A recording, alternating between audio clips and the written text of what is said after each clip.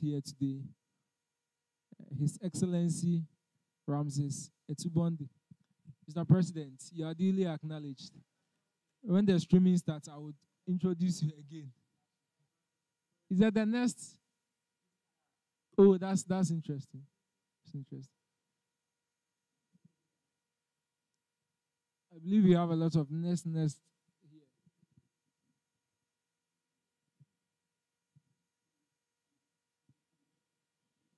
I believe we have a lot of nest here. Honorable JB, next thought. Next is as the president. Honorable Nisi, next thought. Honorable Jake, next.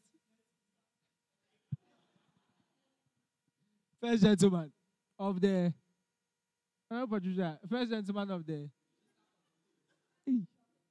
Honorable Priscilla, next.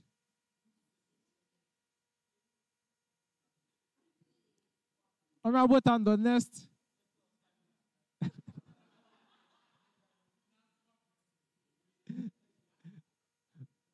Honorable Itel, next.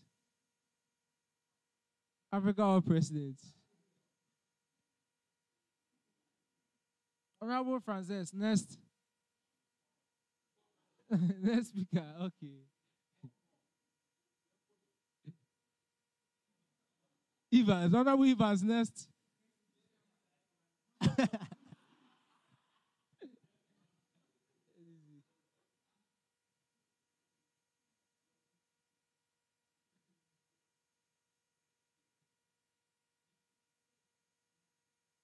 Honorable Gifty, next. Chief of Staff for who? For JB. Oh, okay. Oh, okay. All right, the House. Thank you. We shall move to the fourth item. That is swearing in of new parliamentary appointees.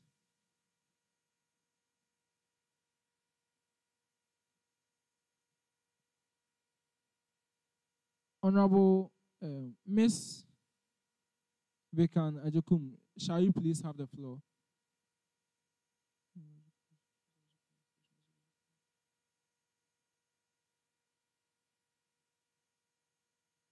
Honorable Marshal, can you please, may you please help us have the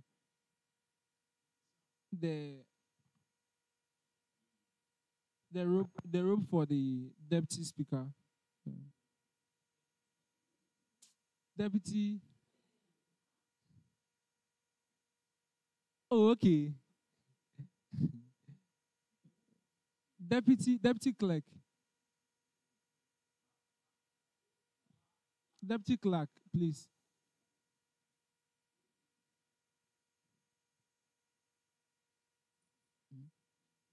Wait.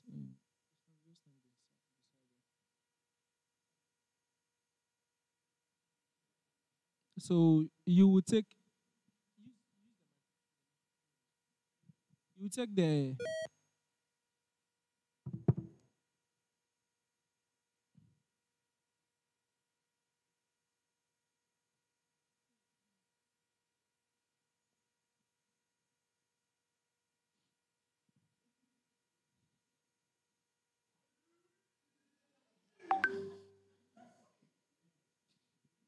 the House order. The House order.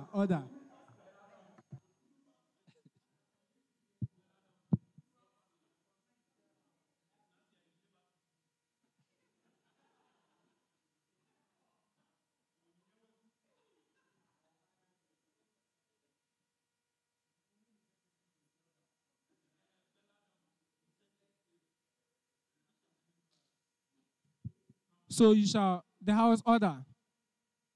You shall take the oath. You shall take the official oath. And then we move to the standing orders to take the other oath.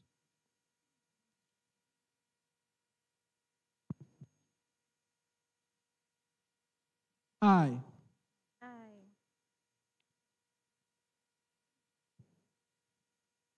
Do in the name of the Almighty God. Do in the name of the Almighty God. Solemnly affirm.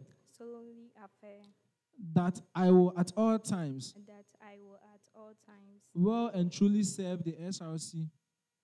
dwell and serve the SRC. Well and truly serve the SRC Dwell and truly serve the SRC in the office of in the office of Deputy Clerk. Deputy Clerk. Clerk. And I will uphold, And I will uphold, protect, protect, preserve, preserve, and defend this Constitution. and defend this Constitution. So help me God. So help me God.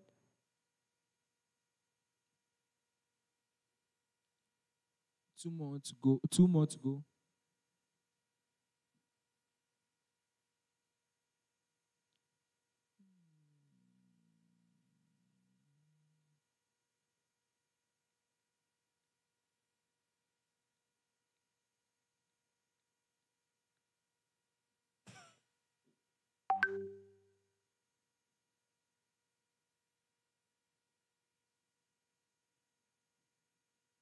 So you take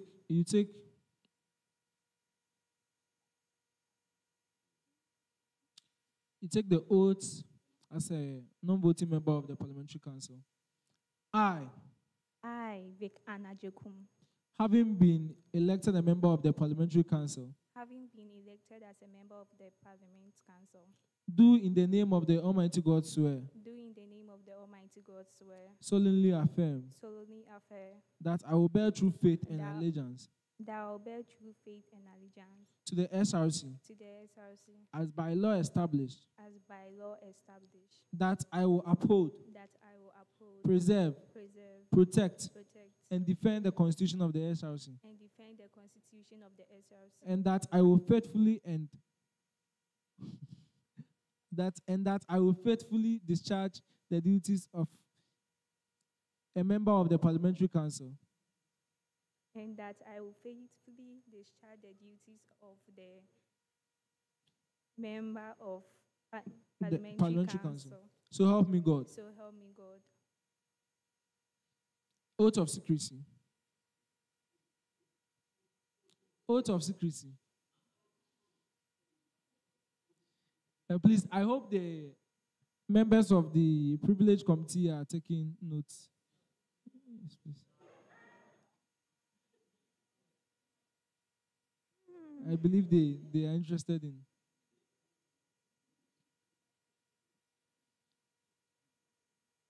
Oath of secrecy. I, Vic Anna Jekum, holding the office of Deputy Clerk, do in the name of the Almighty God swear, solemnly affirm, that I will not directly or indirectly communicate or reveal to any person any matter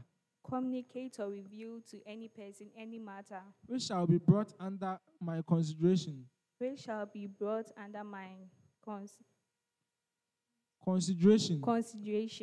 or shall come to my knowledge in the discharge of my official duties or as may be specially permitted under this Constitution. So help me God. So help me God.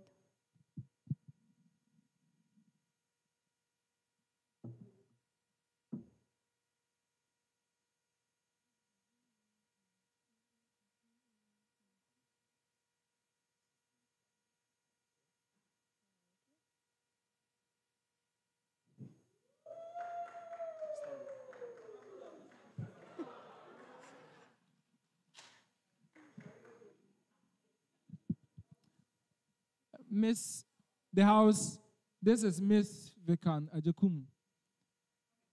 Miss Vican.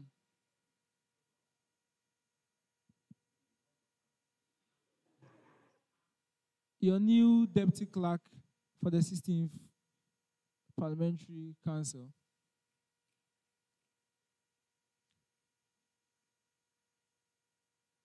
Dear Miss Vican, please, may you please introduce yourself to the House and tell the House anything you wish to communicate. Then you may have your seat. Please, as a new member of the Council, please do comply to the rules of having to bow to the maids before you sit down. So you may please go forth and then Introduce yourself to the House. I am Ms. Vic Anna Jekum, a third year political studies, and nice to be here with you. Thank you.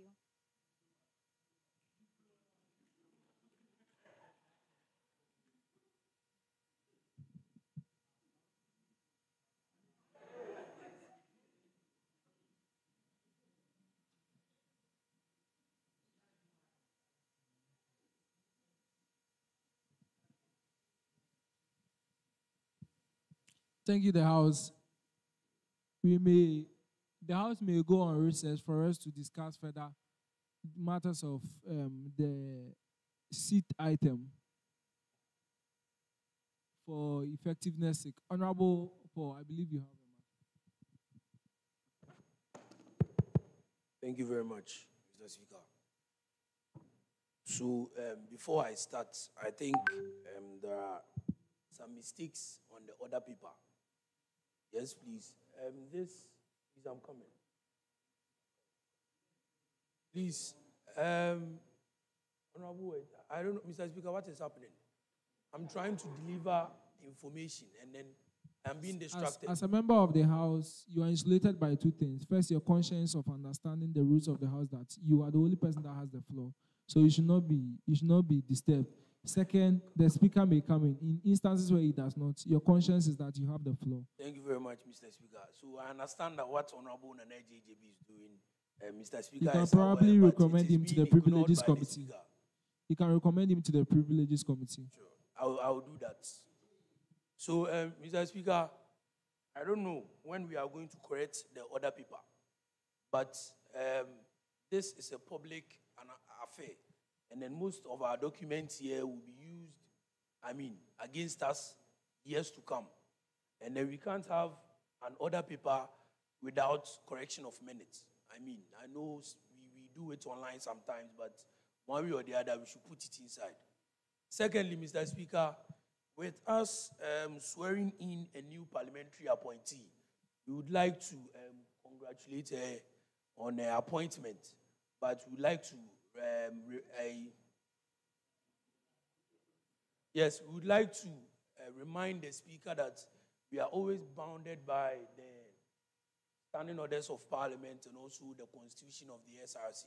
Of course, you went ahead and read the Constitution and then you did the right thing by appointing a deputy clerk. But one way or the other, we're supposed to consider the fact that it was supposed to be a voting of simple majority, but it wasn't done. But one way or the other, most of us, we trust your decisions and then we won't have a problem with that. But as we are moving on, Mr. Speaker, let's try to go by the SRC Constitution and then the standing order so that we wouldn't we wouldn't go astray. But again, I would like to congratulate her. I understand she's from Independence Hall, which one way or the other, she's part of the whole caucus. So you are welcome. Thank you, Mr. Speaker. She's also from the biggest college in West Africa. I think we are still within the framework of abiding by the Constitution. Ms. Vikan, may you please have the floor? The floor is open for a motion to be filed for the acceptance of Ms. Vikan as the new clerk. Honorable L, please, you have the floor. Since you've already sworn her in, there is no need to approve because she's already deputy clerk. Like, she has been sworn in as deputy clerk. So the voting is not going to change anything. So we can move on and do something else. From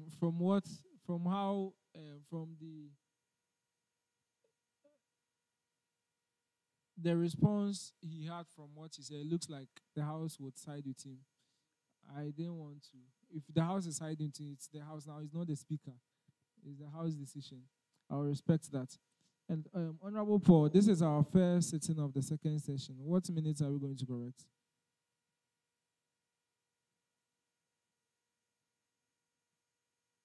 Thank you, Mr. Speaker. I think we had the 10 sitting minutes, right?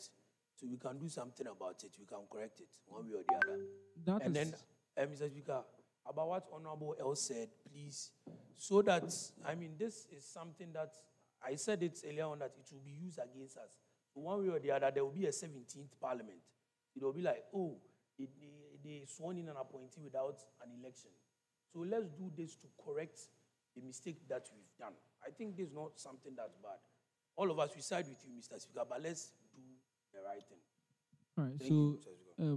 Speaker. Back to the minutes. So the minutes, this is not the only medium we correct and accept minutes.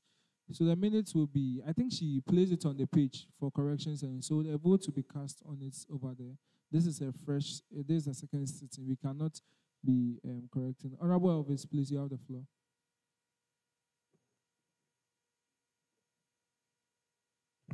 Thank you so much, Right Honorable Speaker.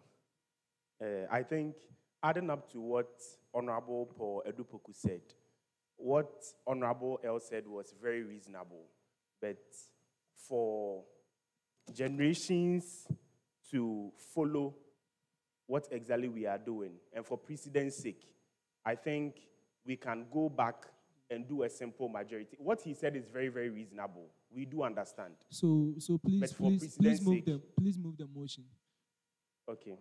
So I, Honorable Elvis Nkrumah, move a motion for the acceptance of Ms. Vikan Ajekum. Thank you. Seconder.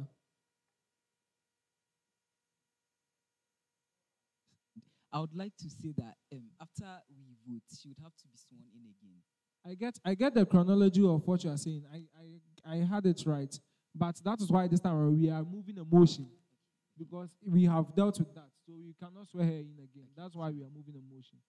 So you get what I mean? I, Honorable Elakon Cromwell, second the motion moved by Honorable Elvis Nkrumah. Thank you. Thank you. All those in favor of the acceptance of Ms. Vikan Ajekum as the Deputy Clerk for the 16th Parliamentary Council, may I please hear you say, yeah. Yeah. All those not in favor of the acceptance of Ms. Vikan Ajekum as the Clerk for the 16th Parliamentary Council, may I hear you say nay? Nay. The yeas have it. Ms. Vikan Ajekum has been duly accepted by the House as the Deputy Clerk for the 16th House.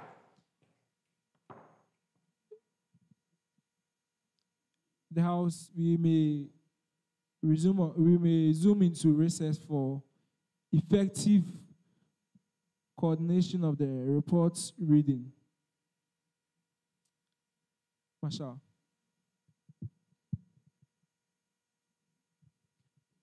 Please, committee heads and leadership, please, I would want to meet you during recess.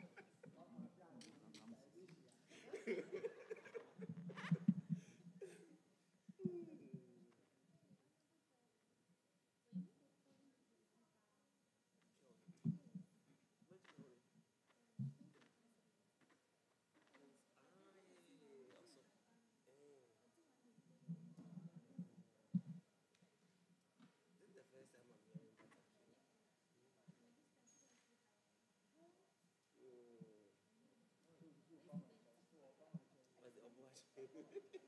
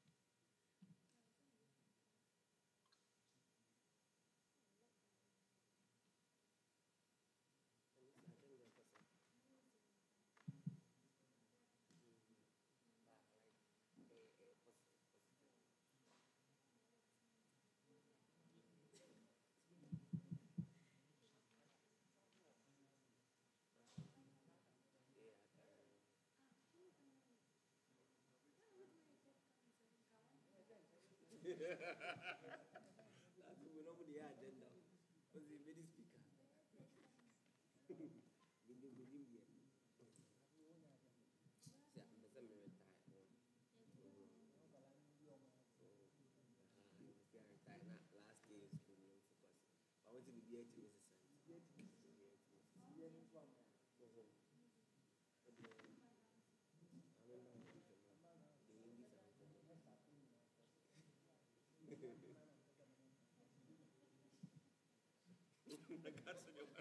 You are too smart.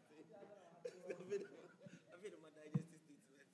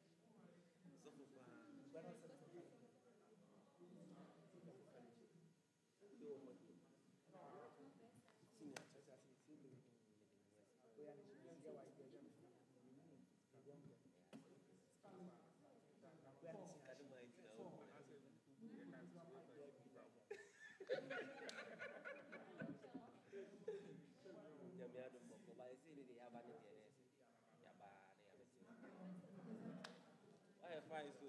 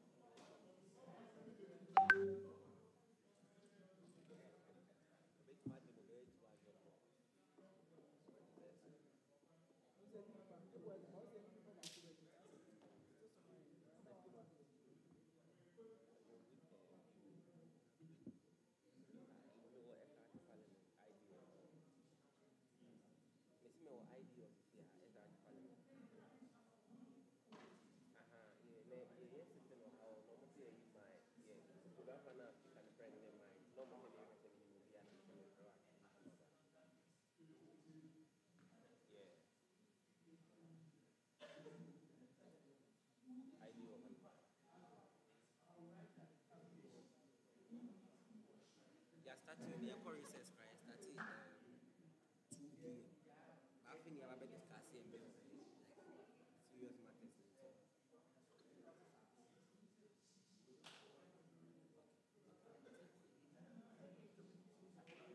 But until we might be prepared 30 minutes now. Yeah.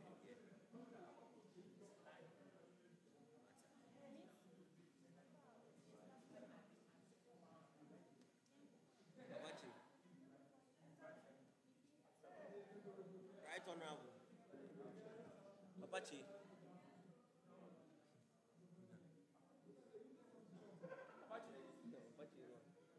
He's coming.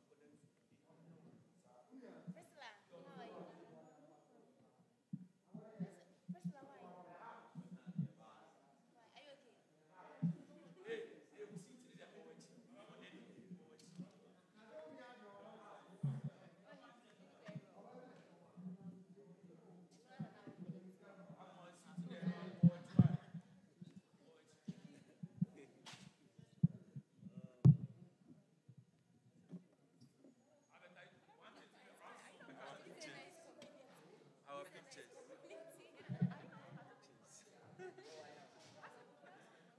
So why are you keeping them? Just send it to us. We edit ourselves.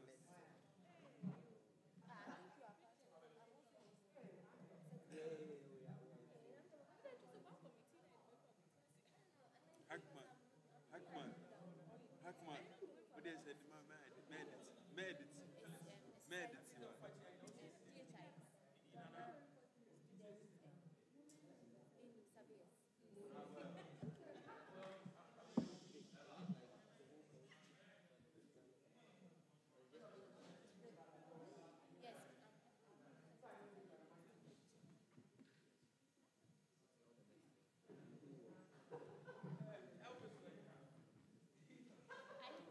University farms.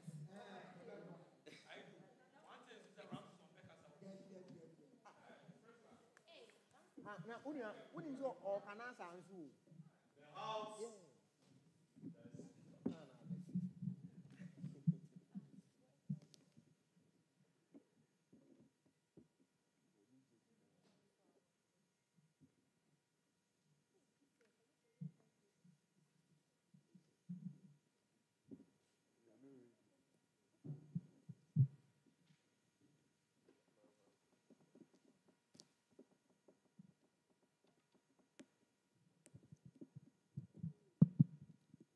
The House, you may have your seat.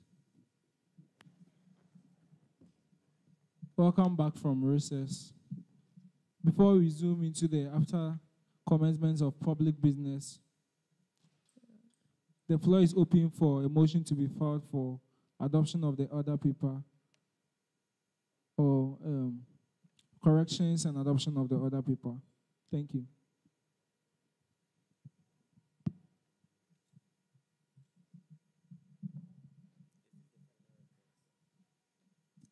Honorable Paul, you have the floor. Thank you very much, Mr. Speaker. Before we adopt the order paper, I would like us to make some corrections in the order paper. Point 3, address from the Directorate of Student Affairs. I think there is a misspelling there, so we have to. Duly noted. Thank you very much. As you go, one more thing. The date supposed to be 25th. Honorable Paul, Yes, the because- floor is open for a motion to be filed before we even zoom into the. Yes, so I'm about to file that motion. I'm But you saying want that- to.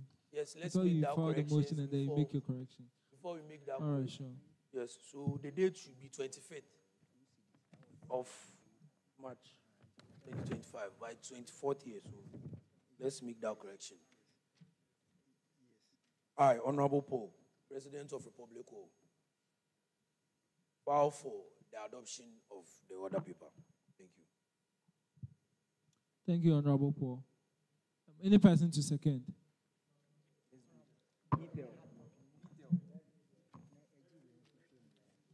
Honorable Itel. I, Honorable Itiwada Imensa, the General Secretary for Africa, will second the motion moved by Honorable Paul Edupu. Thank you. All those in favor of the motion, may I hear you say yeah? All those against, may I hear nay? Nay. The ayes have it. Before we go on to the third point, I would want us to, okay, we will do that before closing prayer. Please, I would want the House to remind me that we owe Honorable Itel a happy birthday wish.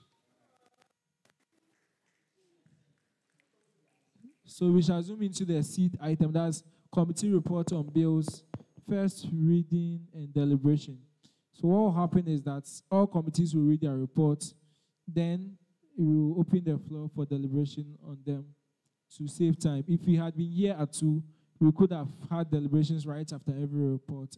But to save time, let's make it so. So the committee on the SRC farms, led by Honorable Albert Ahito, would do their report first. Honorable Albert Ahito and the committee, shall we have you? Please, let's give it to them. They've done a good work. Agri Minister.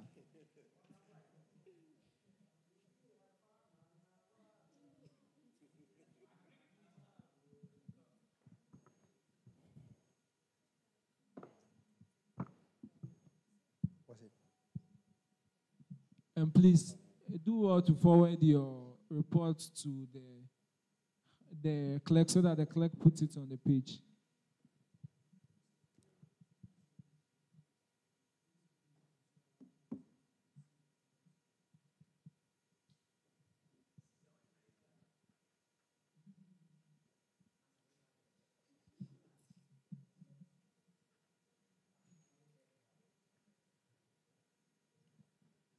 So please, Honorable Albert and the committee have the floor.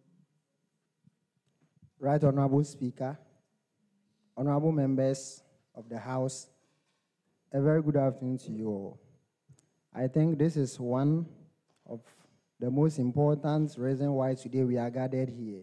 Yes, we could all recall that during Right Honorable Speaker's campaign time, he made certain promises. And I think he has been a man of his words. And then today we are here reading a report on one of his policies, which is the KNUST SRC Farm Establishment Bill, which was presented to us some few weeks ago. So, Honorable House, today we stand here as a committee presenting a policy report on the KNUST SRC Farm Establishment Bill 2025 to this August House. The bill is being summarized into 8 sections. I start with the first section, which is the part 1. And then every part have sections. Okay, so the first one talks about the executive summary. This report represents an evaluative overview of the KNUST SRC Farm Establishment Bill 2025. Initiated by the 16th SRC Parliament, the bill proposes a student-managed agricultural venture designed to enhance food affordability, practical education, and sustainability across campus The initiative reflects a vision of empowered student governance and community-centered innovation. We are moving to section 2, purpose of the bill. Under it, we have the first point to be ensure food security and affordability for students. The second point, develop food bank and open market initiative.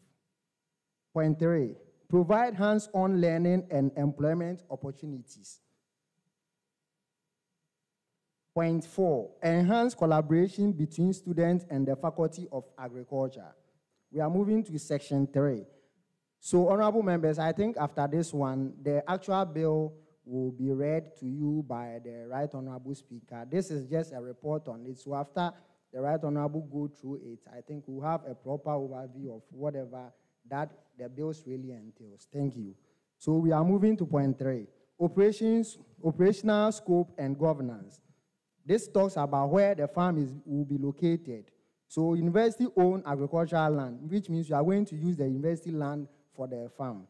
And then products, the crops we are going to be working on, or we are going to be cultivating are maize, vegetable, legumes, and then we are also going to venture into livestock production, which we are going to look at the poultry aspects and then the fish farming. The poultry aspect, we are going to concentrate on poultry production.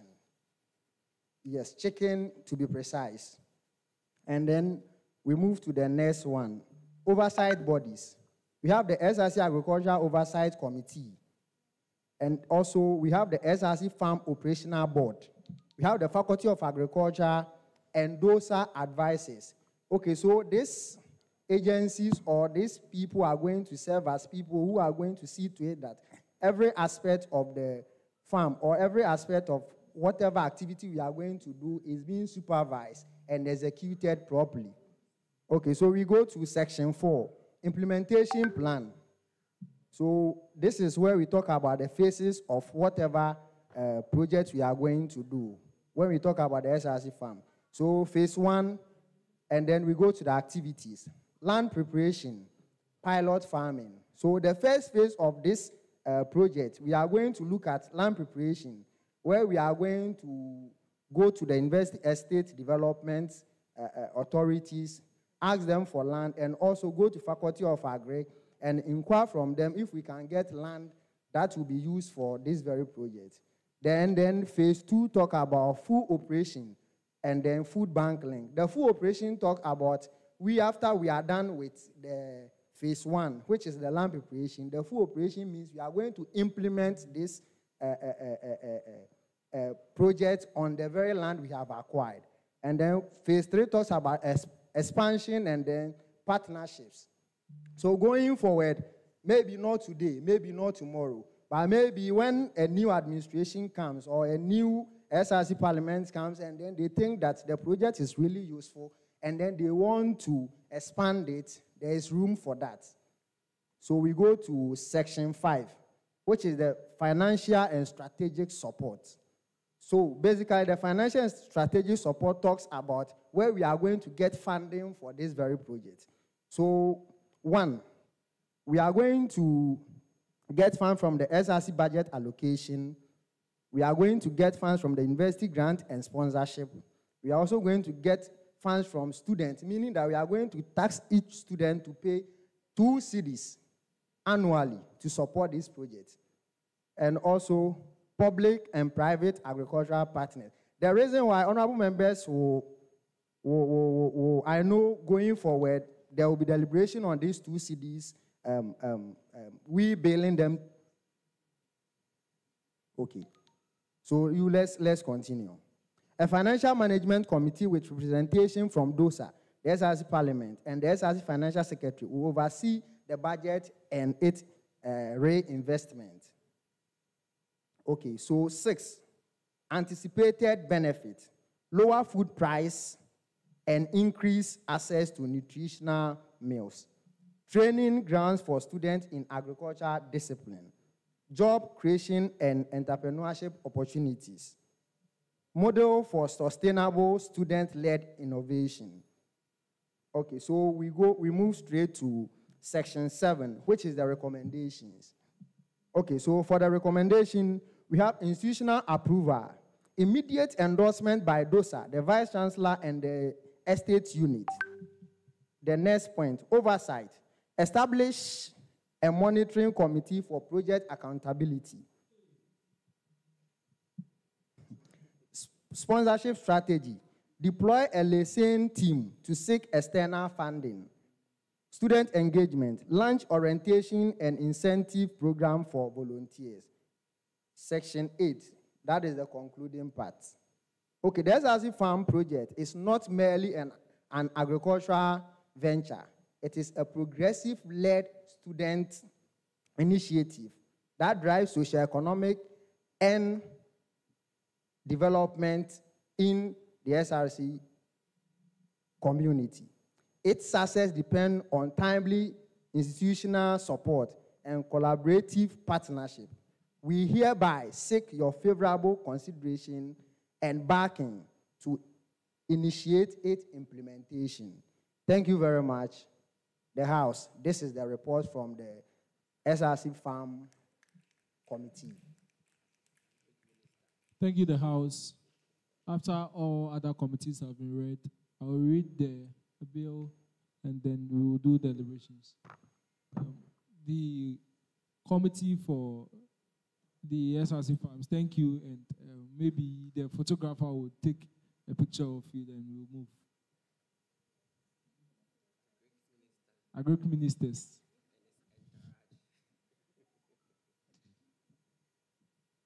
All right, thank you.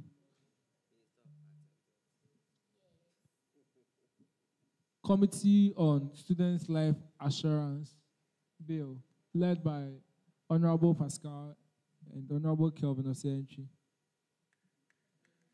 Please, let's give it to them.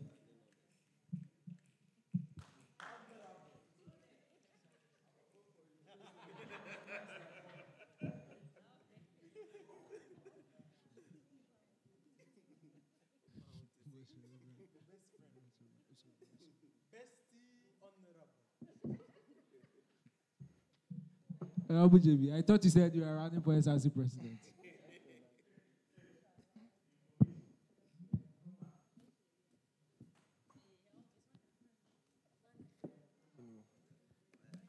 Thank you, the House.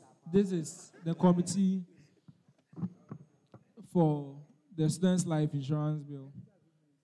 Honorable, please, you have the floor. So this bill actually looks to take a shift and then have full locus on the insurance that students pay for us to be able to first get easy access to it and also expand its scope. So initially, the ISA and then some other factions of the school were not included when it comes to getting insurance for their dead parents or disability or anything of the sort. So now what is going to happen is that just as there exist other mutual funds on campus, students are also going to have one with students actually on the board, so that if you happen to have a disease, guardian, or any form of disability, it is here. You will not have to go through the stress of having to go to Accra to apply and show your evidence to Vanguard or whoever person that is in charge. Now it's going to be run by us with students included management and for easy access, and then also to expand the scope. So that's what this bill seeks to do. So Honorable Kelvin, you have the floor. Right Honorable Speaker, distinguished honorable members of this August House, this is the report from Ad Hoc Committee in charge of the Student Life Insurance, as amended, Student Mutual Fund Bill 2025. The Student Mutual Fund Bill 2025 is a comprehensive proposal aimed at establishing a university-managed financial safety net for all students. The bill seeks to ensure financial security, transparency in management, and responsiveness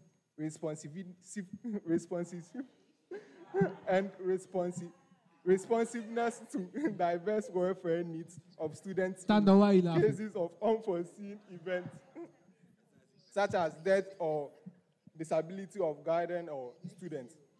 The Student Mutual Fund Bill 2025 replaces the external insurer model with a university-managed internal fund.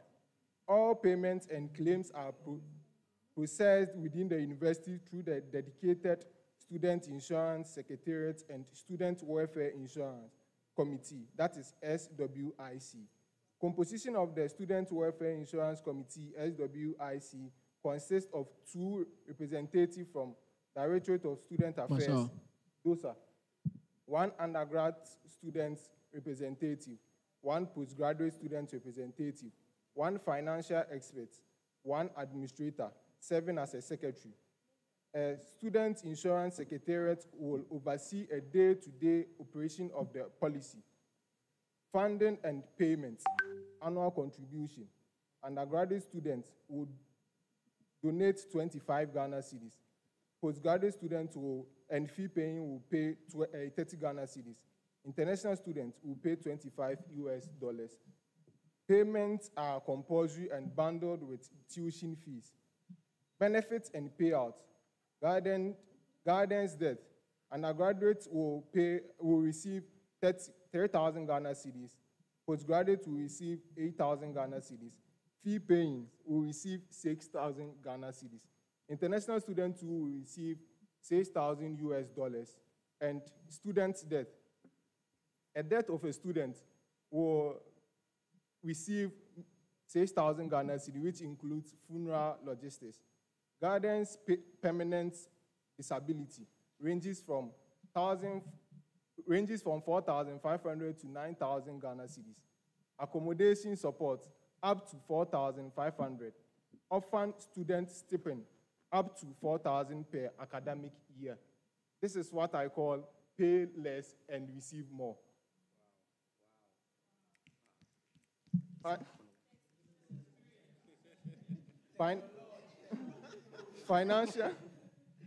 Financial accountability, SWIC, shall publish quarterly report to the student parliament. Independent audits are mandatory. Transparent claims processing system with clearly defined timelines. Dispute resolution. Students may appeal rejected claims through SWIC. The university bears full responsibility in cases of mismanagement.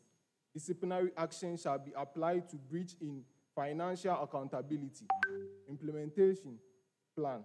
Full transition from existing arrangements within 6 months.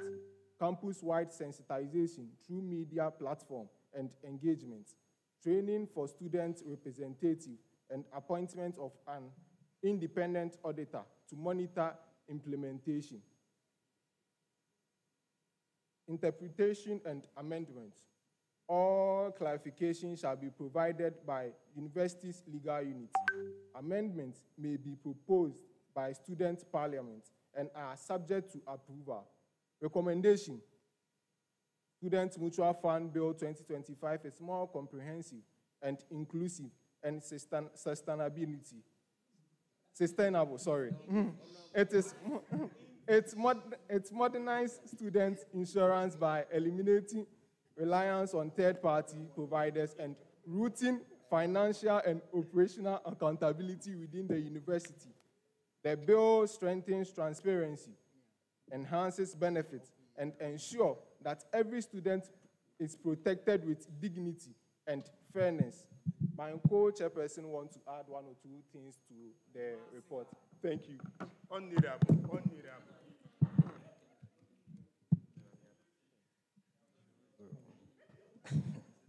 Okay, so there was, we are glad to present to you this bill, and we just want to add a few things to clarify and just make it more clear why this bill is very important, and some of the most important items were identified, which we work on. To start with, we feel the contribution of 25 is quite huge, so we are working on adjusting that for both the local and international students. Secondly, roughly speaking, If a student is given 6,000 and maybe let me say 4,000 as logistical support after death, it sounds to be huge, right? After paying 25. But mathematically speaking, it's less in the sense that on average, Kenya State has about 80,000 students. So if we all pay that 25, we'll be getting to 2 million Ghana cedis plus. And the question is, how many students do we lose per year? So we come to realize that the school will be the one benefiting most in terms of internally generated fund instead of the students who are contributing. So we are still working on that. Thirdly, also, we are looking at, there has not been provision of the students who are disabled or who get impaired during the course of study. It's only talking of guardian parents. So on that one, too, we want to include the students so that the students themselves are our core business, our best interest in this case. And also that the amount, it is not fair, from our perspective, it is not fair that a bereaved family of a postgraduate student should receive more than an undergrad when we are all contributing the same. Therefore, we want to change that so that both can receive an equal amount when it comes to funeral compensations. And lastly, we also want to give a timeline when this compensation can be given. I'm sure we all know that with death, it comes with a lot of stress and distress. So it is important that that amount is disbursed so quickly so that it helps in any other expenses the family may be undergoing. And to just show the difference between this new bill and the old one is that in the old bill, it used to be an independent insurance company handling all these issues. And so it was very, very cumbersome to even process the funds. It used to be such that if the student is sick or they suffer such a loss as death, they have to go to Accra, apply to the headquarters, and then it has to be processed through all those rigorous procedures. But with this one, it will be managed internally by the school and with some of the students serving as representative, meaning we are trusting that this one will be much easier and easily accessible. For that, we'll come back with better improvements. Thank you so much. Thank you. Honorable Elvis, would you want to add anything? All right, so thank you so much. I believe Honorable Abednego, please, you have the floor. Thank you, Mr. Speaker. I think even though you are reading, those of you who have not come to read your report yet, this is a report you are reading for us to take notes and deliberate on it later. So I think you might want to slow down the rate at which you are reading so that we also get time and then take note of some things, like how the senior honorable did like this. We couldn't grasp one word from what he read. He was just going fast. So I'll plead with the rest of you to slow down so that we will be able to make notes and be able to deliberate on the bills better. Thank you. They are sending, I believe they are sending the reports to the page. So please do that. For efficiency's sake, please let's. Yeah, okay, I learned it's even on the page. Okay, it's on the page. Okay, so it's on the page. So please, the chairperson and his entourage for the Disability and Women's Bill.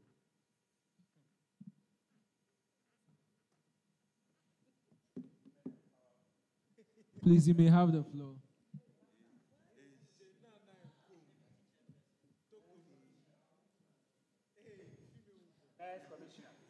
Sandwich. Men's Commissioner.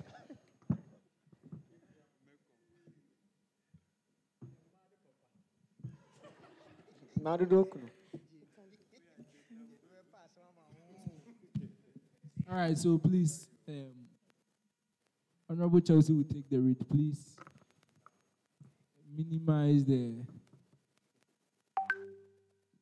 stresses and the noise so that you can hear her effectively. Thank you. Honorable Chelsea, please, you may talk. Thank you very much for the opportunity, Mr. Speaker. The Speaker, the House, First, I will begin with a summary of the bill presented to us, then I'll follow up with our committee's recommendations. Summary of the Representation for Women and Disabled Persons Bill 2025. The Representation for Women and Disabled Persons Bill 2025 aims to institutionalize inclusivity in student governance at Knust by ensuring representation for marginalized groups within the students' populace. These are the key provisions. Firstly, the purpose: to appoint 2 female representatives and 1 representative for disabled persons in the Knust SRC Parliament.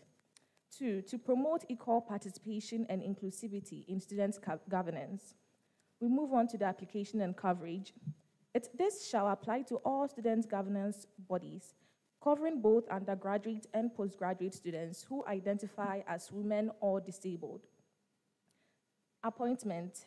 Representatives are appointed by the Directorate of Student Affairs, which is DOSA, after consultation with relevant student bodies.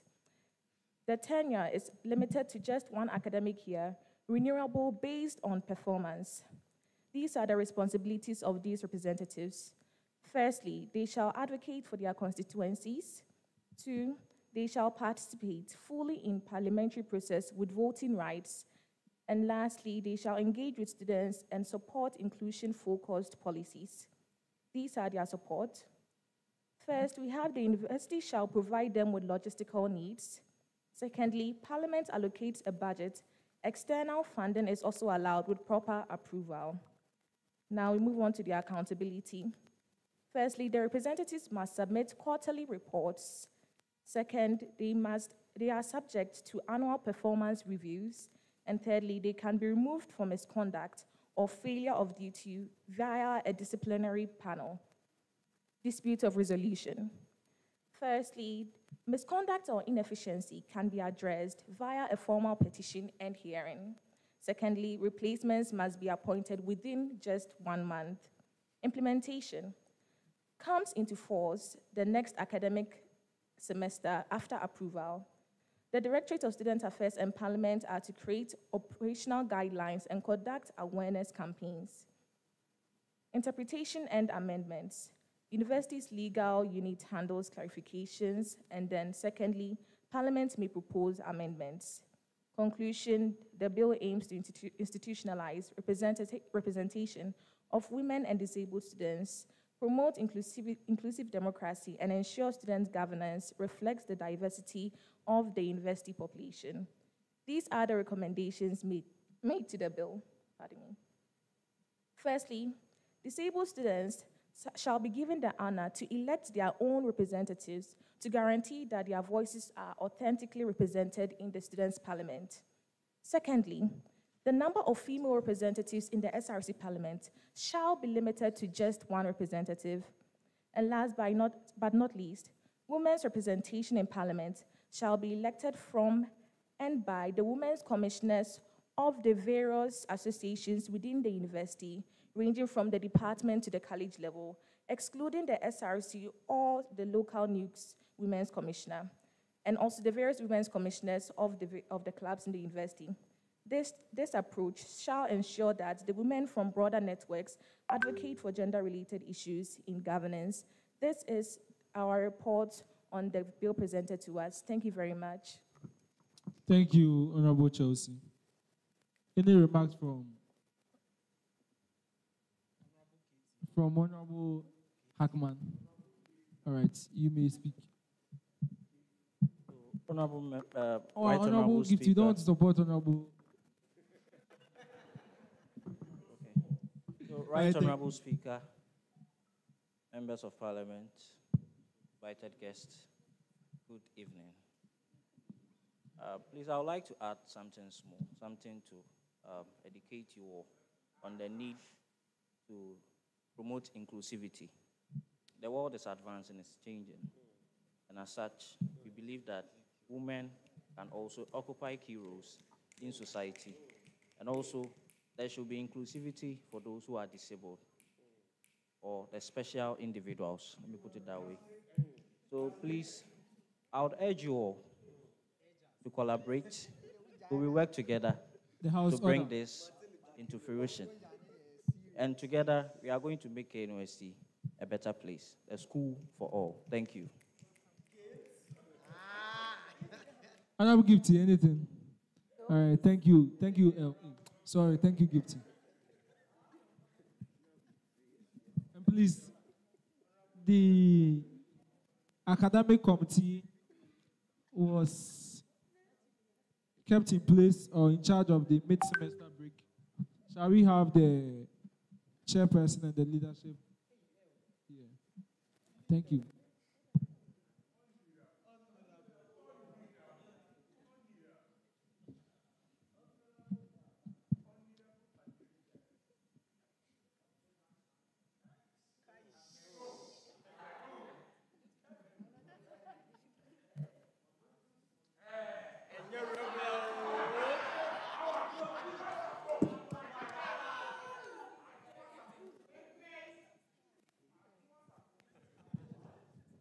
Thank you, the House. Please, they have the floor.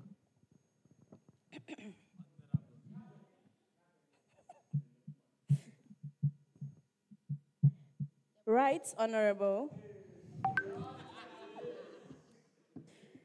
Right, Honorable Speaker. Honorable Members of Parliament, good afternoon. I rise on behalf of the Academic Committee to present our report on the KNUST SLC Mid-Semester Break Reintroduction Bill 2025, which was duly reviewed by our committee following its submission to the House. The bill seeks to reintroduce a one-week mid-semester break in each academic semester, strategically aligned with SLC week in the first semester and colleges week in the second semester. Its core aim is to improve students' well-being, boost academic performance, promote extracurricular engagement, and position KNUST as a competitive and student-centered institution. The committee carefully analyzed the provisions of the bill, noting the following: academic flexibility, lecture break, event alignment, administrative ease. Upon thorough deliberation, the academic committee submits the following observation. 1. Mental health and burnout. Students have increasingly expressed the need for a mental health buffer within the semester. This break responds directly to that need. Improved productivity. Breaks strategically placed mid-semester are known to enhance students' focus and classroom engagement upon resumption. 3, competitive appeal. By showcasing adaptability in its academic calendar, KNUST stands out to attract more high-achieving students locally and internationally. Recommendations. In light of our findings, the academic committee recommends the following. 1, if lectures are to be halted, then no academic activities should take place. 2, for this year, the SLC Hall and College Week should be done at once to ensure proper and smooth planning of the academic calendar, because we're already running out of time with our academic calendar. 3, approval of the bill by the House to proceed to the necessary administrative bodies. And 4, effective collaboration between the SLC, DOSA, and the university administration to ensure seamless integration into the academic calendar. Right, Honorable Speaker and honorable members, the academic committee firmly believes that the reintroduction of the mid-semester break is not just a timely intervention, but a visionary step towards a healthier, more productive, and more attractive KNUST academic environment. We urge this House to support its approval and implementation in good faith and in the interest of the students we serve. Respectfully submitted, the Academic Committee. Thank you, Honorable Patricia. Honorable Akrofi, anything to add? Honorable L, thank you. Please, shall we please applaud them as they take their seats? Please, the next committee.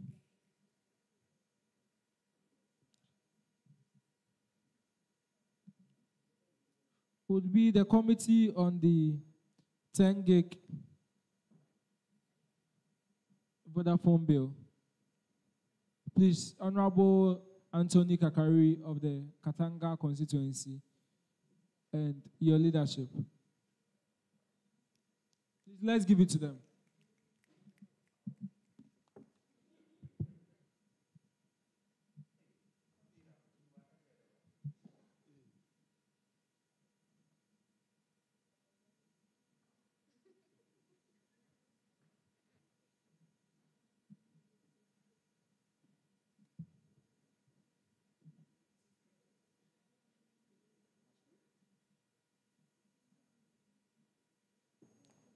Thank you, Right Honorable Speaker. I want to use this opportunity to wish all parliamentarians a happy African Union Day, to all my fellow parliamentarians. Today we celebrate the unity and rich heritage of our continent. May the spirit of togetherness drive us toward a brighter and bolder Africa. Report from the ad hoc committee of the 10 gigabyte telesedator of the 16th Parliamentary Council. Session, preamble, session 1, session 2, 3, 4, 5, and 6. Preamble, whereas the SRC Executive Committee on the 22nd November 2024 reached an agreement with officials of Vodafone Ghana to increase the monthly data bundle allocation for students, effective the 2024-2025 academic year. And whereas the Director of Student Affairs Directorate has been duly informed of the SRC Executive Committee resolution. Now, therefore, be it enacted by the Students' Representative Council of KNUST as follows. Section 1, title, this bill shall be cited as the Vodafone Students Bundle Allocation Amendments Bill 2024. Section 2, the objective of this bill is to amend the existing Vodafone data bundle allocation policy by increasing the monthly data provision to students, thereby enhancing internet accessibility for academic and personal use. Section 3, beneficiaries. The amended data bundle allocation shall benefit both undergraduate and postgraduate students of KNUST. Section 4, revised allocation. Obviously, the 2024-2025 academic year, the monthly Vodafone data bundle allocated to each student shall be increased from 5 gig to 10 gig. Section 5, fee to be charged. The expected charge is under review after our scrutiny. Section 7. Section 7. This shall be included in the fees of students, and there will be an increment of the initial amount of 10 cedis 21 pesos to the original amount. Recommendations. Since Parliament has given us approved directives as ad hoc committee, we entreat the Executive Committee to include us in the dealing of this mega initiative in order to get a profound explication for the approbation of this bill.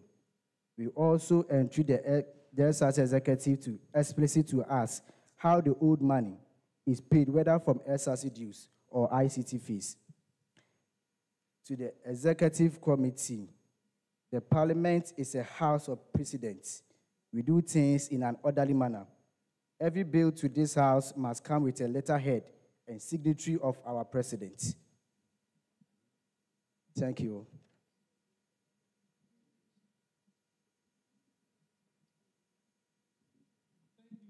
Thank you, Honorable Kakari. Please, does anybody have anything to add?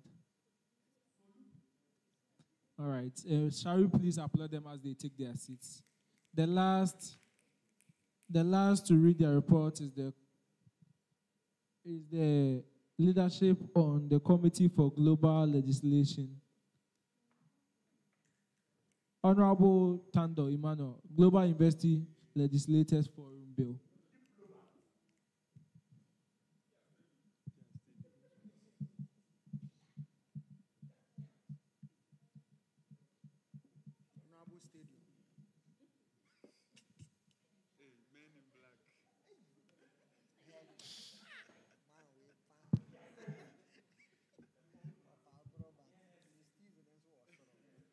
Honorable, the reason why when we were doing the revision, because some people obviously are now running for positions and they wouldn't have time and all that, so we had to revise it. I asked myself why I wouldn't want to put somebody who aspires to be a diplomat on a global legislation. So I decided the diplomacy begins. Honorable Tano, please, you have the floor.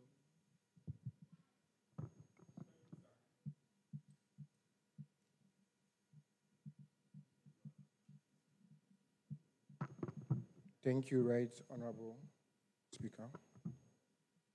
The Speaker, standing on all reserved protocols. My ad hoc committee is supposed to present on a bill which is titled Global University Student Legislative Forum Bill, and I'm come to read a report on it. So it's in sessions. So to start, I'll read the purpose and objectives of this bill. The bill proposes the establishment of an international student legislative forum to connect universities across all continents.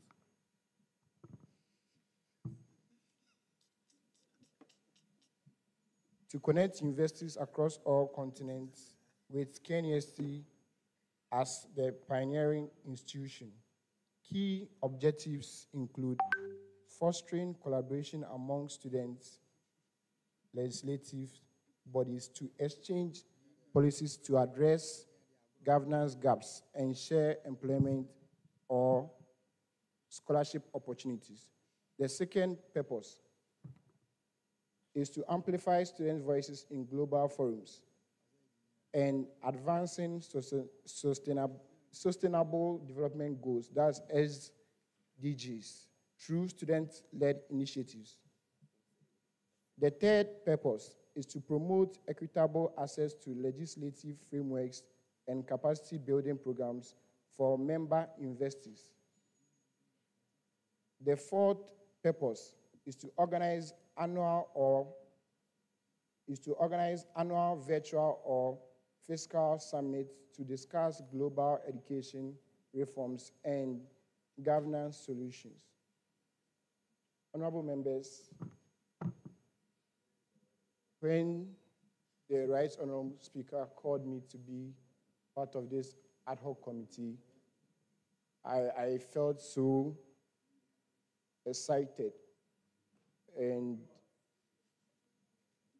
because this bill, in a way, is going to, one way or the other, help we student legislators. So moving on to the next session is the structure and governance of how the legislative forum is going to be. So it's in two folds. We have the Global Executive Council.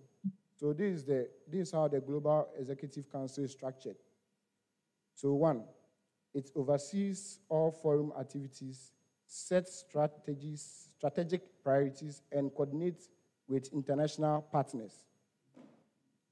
Two, composed of continental representatives, that is KNUST SRC Speaker, who will be on the committee for the first 3 years of the establishment of the forum, and the parliamentary experts and diplomatic liaisons. So, Speaker will read the bill to us, so we will get it further. I'm just giving a report. So the second structure is the zonal legislative bodies. So it comprises of the 6 continents, which is universities from Africa, universities from Europe, universities from Asia, and universities from South and North America, to manage continental collaborations and reports to the Global Executive Council. So just a brief on that. So this is how it is. Because it's universal, it's a universal forum, which is the parliament is universal. So we have in two folds. We have the global, and we have the sub-fold, that's the zonal legislative body. That would comprise of investees coming from each and every continent.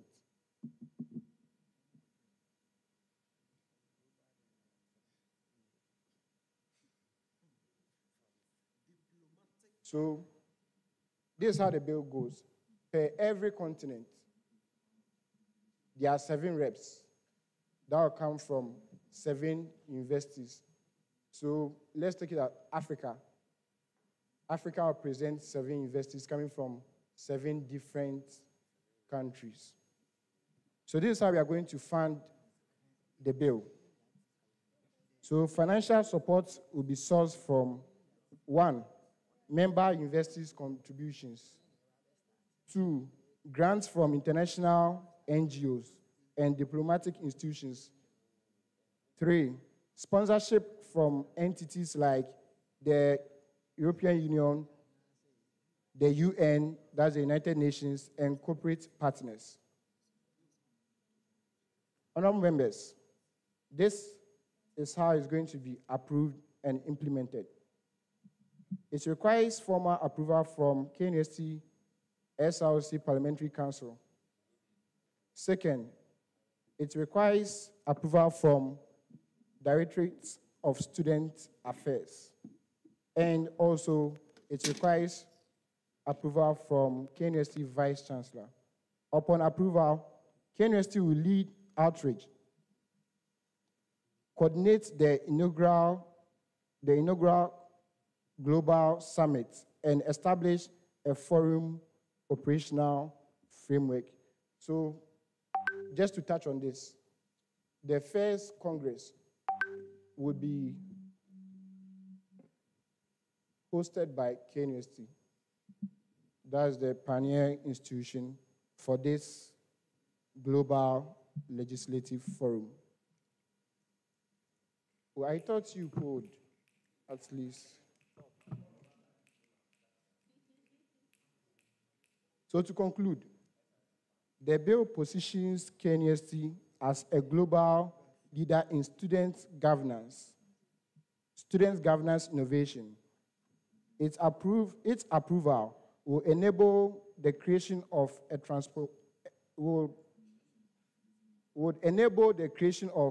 transformative platform for international collaboration, policy development, advocacy aligned with global sustainability goals.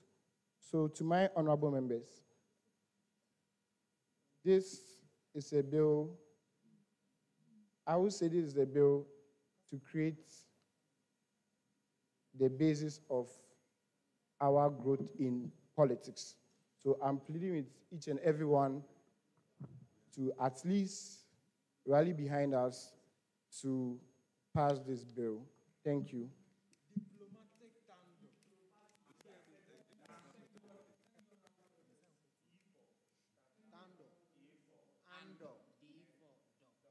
Shall we give it to them as they take their seats?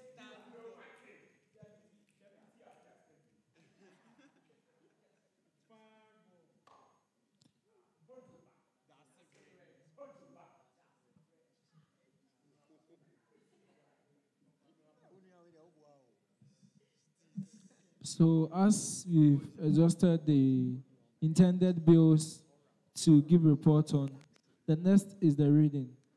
So it is read just as minutes or correction of minutes are. I do not have to do verbatim reading. The bills.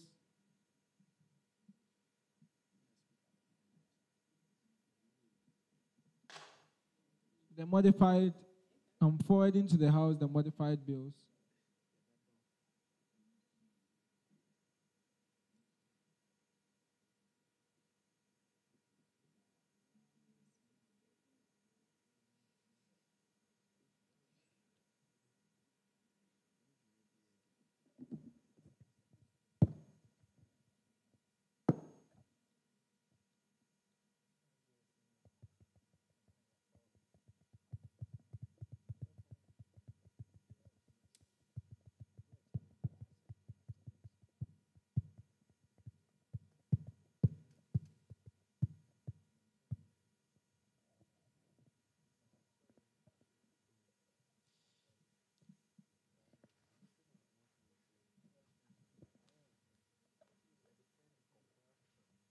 So, honorable members,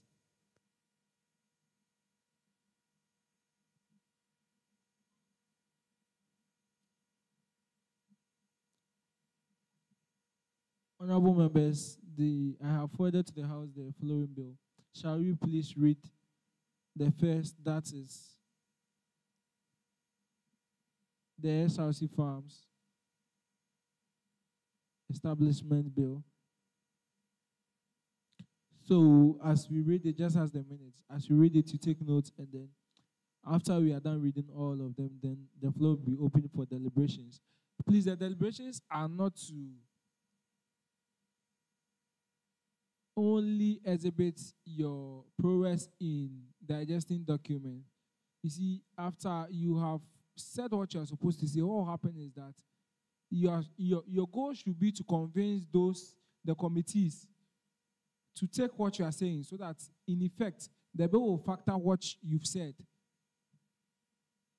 So please, let's take that into consideration, that we are arguing not just to prove a point, but also to convince the committees that what you are saying makes sense, and they should factor it and factor it to amend what the bill is. So maybe the committee is saying we should pay 8 cedis. You raise an argument to say that you should pay 3 cedis. Your goal should be that at the end of your conversation, the committee should be convinced enough that we should pay 2 cedis instead of the 8 cedis. All right, thank you. So shall we please open the bill, the KNUST SRC Farms Establishment Bill 2025. Shall we read? 1. Name and application.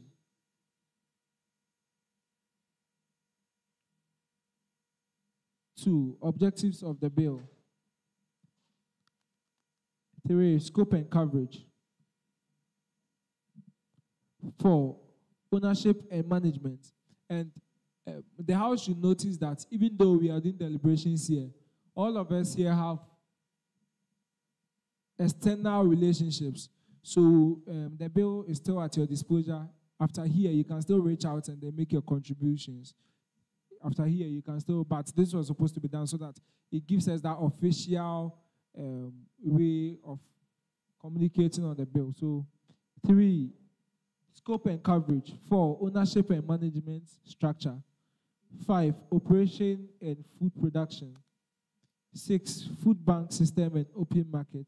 7, financial management and sponsorship. 8, implementation plan and oversight responsibilities. 9, approval and institutional support. 10, interpretation of the bill. And 11, definitions. So that is the KNUST SRC Farms Establishment Bill. You can go through it, take notice, and then raise the necessary concerns. But even after here, you can still do that. So please, the debate will be done after we've read all the bills, for time's sake. For time's sake. The second is the Students' Life. I think they've changed it to Students' Life Insurance Bill. 1, name and application. The name and application simply talks about the name of the bill and how the bill would be, the bill is going to be referred to and all that. Objectives of the bill, the second one talks about what the core objectives or what the core focus of the bill is. 3, scope and coverage talks about the areas the bill is going to be applied on and which people are going to be factored and all that. 4 talks about how the bill is going to be run and its management and the systems kept in place. 5 talks about how it's going to be sponsored and how the premiums or the payments students are going to be made would be coordinated. The 6 talks about the benefits and payouts, how much a student is going to get after they are registered as delegates or candidates for premiums, for payments of premium. The 8 talks about dispute resolutions and breach of agreements, in that if there are any misunderstandings about granting a party the uh, the necessary money and all that, how it will be dealt with and all that. The night talks about how it would be implemented. The span and all that, as Honorable Pascal said, they think that it's necessary that they give a mandated time lifespan for it and all that. And then um, the 10 talks about jargons of the bill. That the 10 talks about the bill. It just tells into extents the nature of the bill. And the 11 is the definition. It just defines the jargons that they've used. Thank you. The third to talk about is the mid-semester break. So, KNST mid-semester break reintroduction bill 2025. The name and application, of course, talks about the name and how it's supposed to be done. The objectives talks about why the bill. The scope and coverage talks about how or the areas, the key areas of the bill. The scheduling and implementation talks about when this bill or when the midterm would be given. The impact on students' welfare, academic performance and university appeal talks about how it will aid the university in its external image, how it will boost students or the academic performance of the university, and how it would help or aid students' welfare.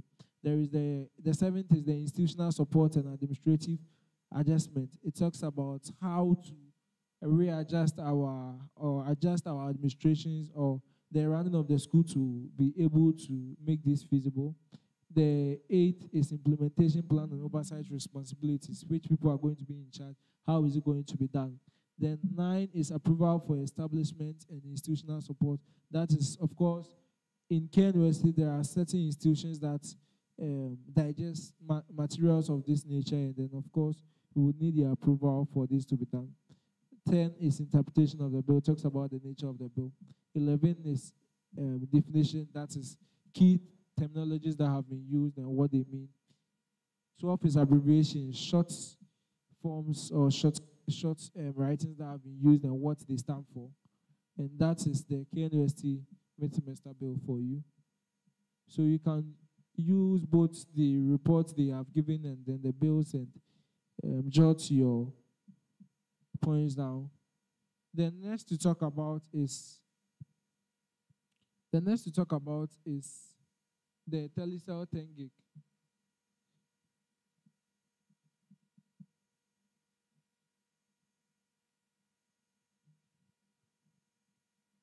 Okay. I think I did myself a disfavor by not forwarding the telecell bill to. Okay, so let me forward it to the page, then we go through it.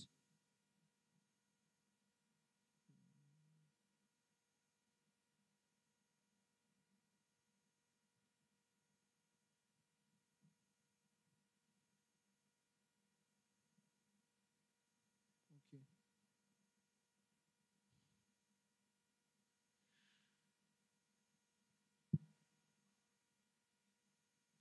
Okay, so I have forwarded the telecell students bill to it. So the telecell students bill can open and go through with me. It has 7 sessions. The first is the short title, that's the title. The second is the objective of the bill, talks about why the bill.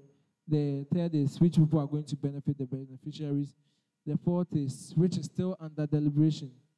Please, with this bill in particular, I think there will be house briefings, but I would aid that we don't talk about the pricing because the committee is still in engagement and we are still talking about how much should be charged with stakeholders, telecell. So we've not finalized it yet, even though here it looks finalized. So please, no, the fee is expected fee to be charged, of course, which I'm saying is still under review. The 6 is definitions and 7 is transitional provisions. Yeah, so thank you.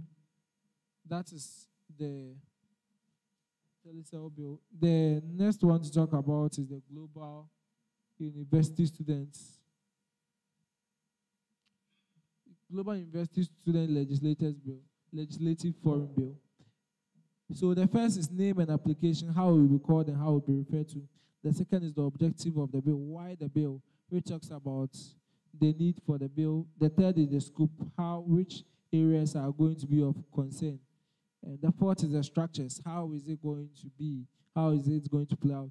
The five is the functions of the forum and the responsibilities of the forum. The six is the structures, that's the global executive structures and the zonal executive structures. Seven is partnerships and diplomatic engagements, trying to get other diplomatic offices to get their hands dipped into this food. The eight is funding and financial sustainability. The nine is approval for establishment and KNST as pioneering institution. The 10 is implementation and operational strategy.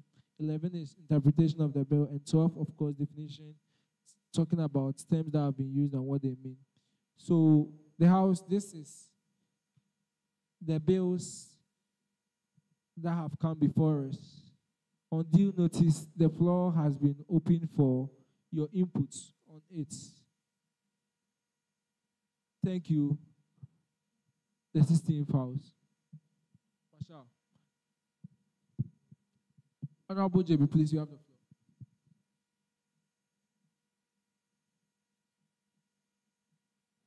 Thank you very much, Right Honorable. Before I speak, Right Honorable, I was very frightened a bit when I rose on point of correction and you did not call me. But you still called Honorable Elvis and Chroma for his point of information. I'm sorry, I did not see. Thank you very much. Right Honorable, I'm drawing your attention to we not going through the disability and then the women representation bill. So thank you so much. Permit me to go through the representation for women and disability. So the first is name and application, what it will be called and what effect it will make. The second is the objectives of the bill, why the bill. The third is scope and coverage, where it will be applied to. Fourth is how its application and tenor of representatives are. Fifth is the roles and responsibilities of representatives. Sixth is the financial and logistical support. Seventh is accountability and performance evaluation, making sure that, of course, it's making changes. It's making effect. It's having effect. 8 is dispute resolution and removal from office, very important. 9 is implementation plan, how it will be done. 10 is interpretation of the bill, the nature of the bill, of course. And then 11 talks about definitions for the terminologies used. So the floor is still open for your concerns to be heard. The committee heads and committee members are here. Please, the House.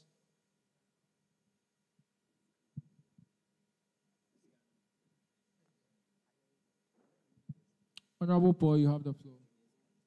Thank you very much, Mr. Speaker. So, how are we doing it, Mr. Speaker? Are we taking it bill after bill, or when I stand up, obviously, whatever I think it is clear to all of us that we do not have much time. So I do not know. What do you propose we do? Because I think it will take time for us to digest it. Even though we had the first one, so we all have views about it. So Mr. Speaker, I suggest that we do it bill after bill, so that we know where. So on the first bill that they read on, that is the SRC farms. Any input on the SRC farms? Right. So, Mr. Speaker,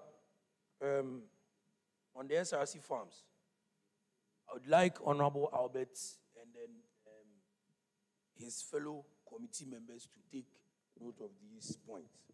It was stated that the partnership or the ownership of the SRC farms will be the SRC, that's the Student Representative Council, and then the Faculty of Agric, which one way or the other shouldn't be so. Because I'm a business student and I understand ownership very well. When it comes to ownership, when I contribute capital, that is when I am called owner. So one way or the other, the students on behalf of the SRC is contributing to this farm bill. So the Faculty of Agric shouldn't be a partner of that farm. We'll be here, and then one way or the other, there might be profits in this endeavor, and then the Faculty of Agric will come and say that it was stipulated that I'm a partner, so I should receive my fair share. So I think they should take note of that. Partnership should be solely for the SRC, and then the Faculty of Agric will help in managing it one way or the other. Thank you, Honorable. Duly noted. I'm not done. Okay. Like I listed them. Honorable Paul, I understand that this is your normal way of speaking, but please, today we did not come early. We will not want to be, because we are already charged an overtime from 5 to 7. We'll be charged another overtime from 7 to whatever time we're in, which is not in the budget and has never been in the budget. Please. Thank you very much, Mr. Speaker. So it is also stated that profits from the SRC farms will be reinvested in the SRC farms. One way or the other, none of us will contribute capital into a business, and then the profit will be reinvested in the business again. One way or the other, we can talk about percentages where some percentage will be given to the SRC that will be deposited in our coffers, and then some percentage will be reinvested in the business. So I think they should take good note of that.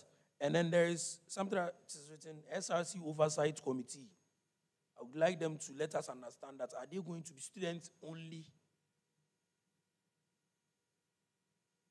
Also, with the food affordability and security, how is that going to happen? How is food going to be affordable on campus? Because per how they defined it, they are saying that there will be a food bank and open market initiative. That's the open market initiative where students are going to get the produce at a lesser price. So that means it's going to be on one location. That's when students are going to get food at an affordable price. However, if you say food are going to be affordable, means it's going to affect the market places on campus. If you say students should pay 2 cedis, and after that, on one day, they are going to benefit from it, we should think about that. So I think, yes, and then the volunteers that will help in this particular bill or this particular implementation, are they going to be given allowance? That is what I want to understand. Are they going to be given allowance? Are students going to be employed to do this job solely, or we are going to employ people from outside to work on these farms?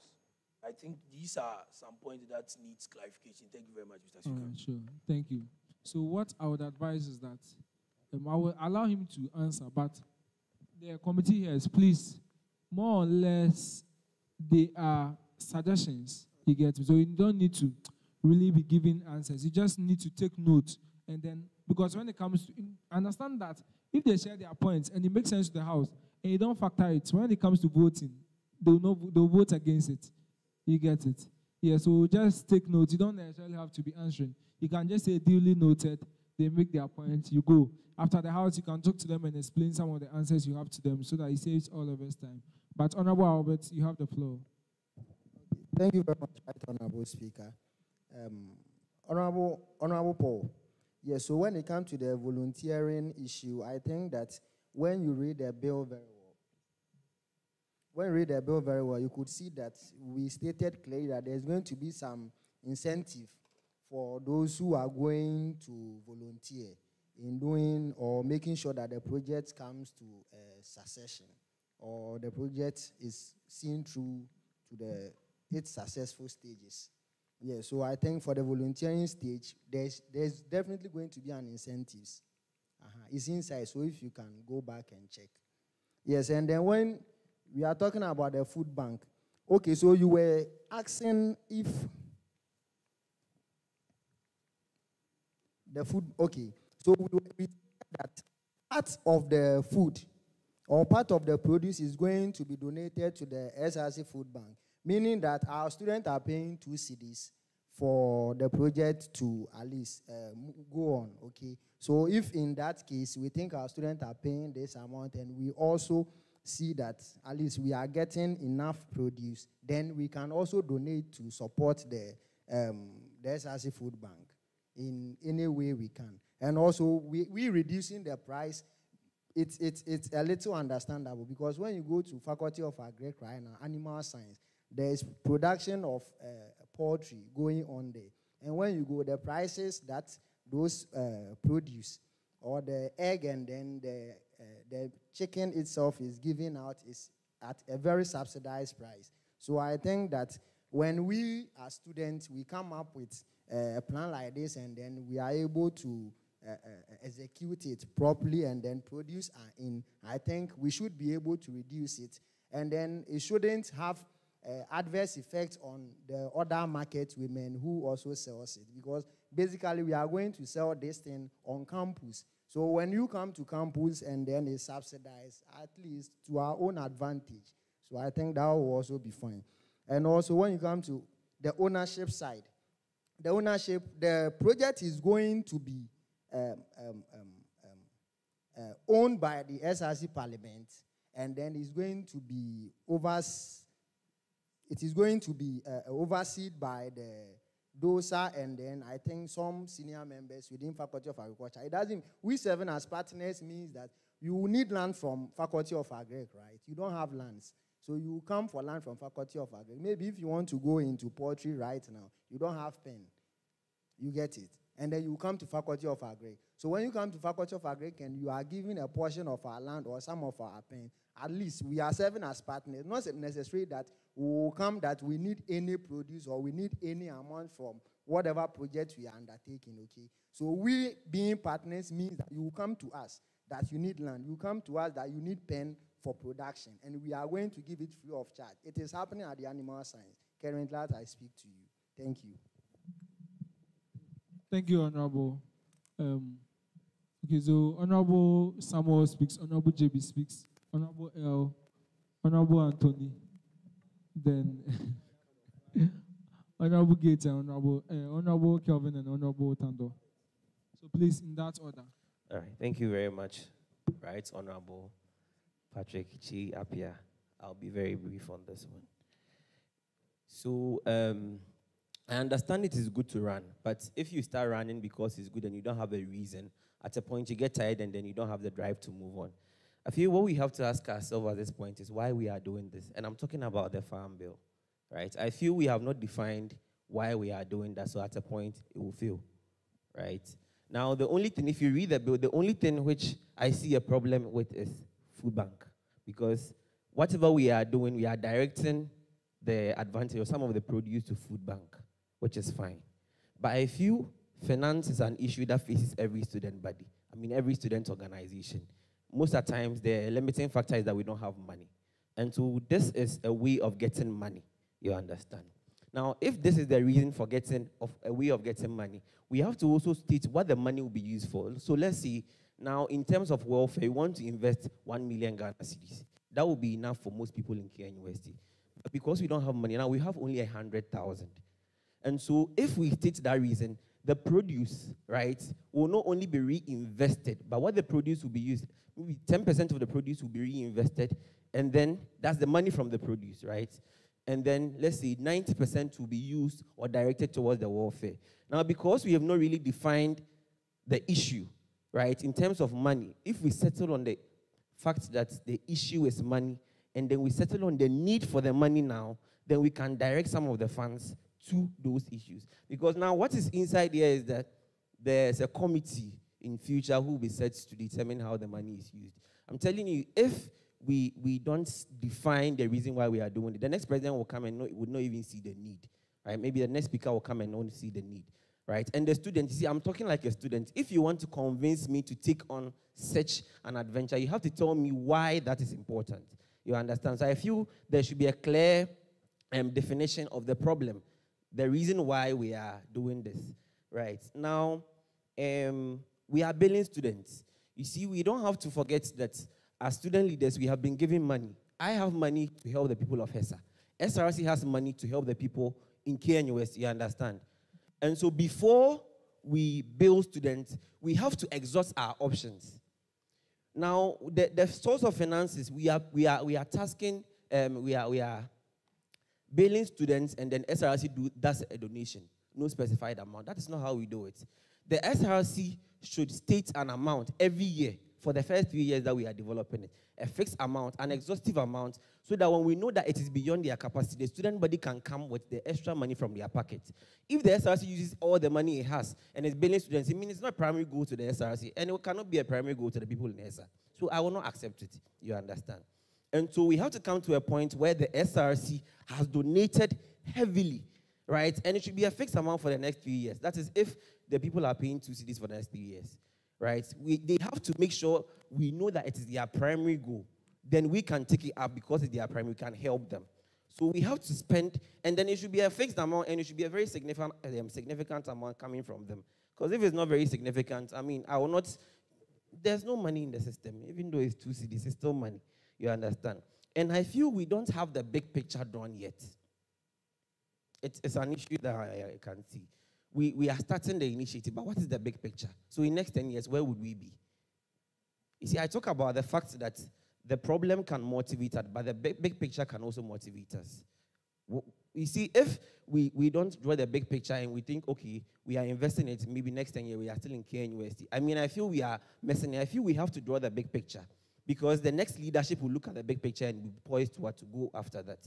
And so we have to clearly define the big picture. I'm sure we understand that, so I won't talk about that. And I was thinking there should be a clear clause for continuity. One of the biggest issues that we face as student leaders, we invest in something and the next year the next person will not invest in it. Or will come and then, misappropriate it and all. And sometimes the leadership, even though they are in, they cannot force us.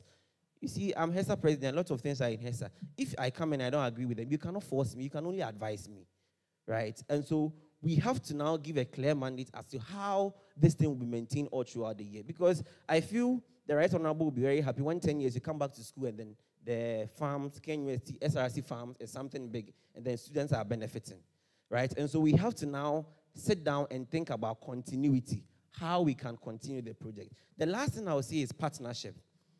Honorable Paul mentioned that he doesn't think Agric should be, Faculty of Agric should be partners. I think Faculty of Agric should be partners. But I think they should not be the only partners. You see, I feel Faculty of Agric can produce the goods. But when it comes to sales of the, because they're still in the process, KSB, you cannot beat KSB when it comes to sales. And so instead of removing Faculty of Agric, I feel the next partner should be KSB. Yes. But I'm not landing yet. Now, I'm sure we have all heard about FDA. Health workers are in FDA. College of Health has to be a partner. We cannot give food to people in KNUST campus without the supervision from College of Health Sciences. It is wrong. It is wrong. And so I feel there should be more partners, right? We have to invite more partners on board so that it becomes, a wholesome process. You understand? So these are my submissions. Thank you very much. Thank you, Honorable. Who was the next Honorable to speak? Honorable Dennis. Thank you very much, Mr. Speaker. Apparently, my brother here, Honorable Tampege, has... That's good. All right.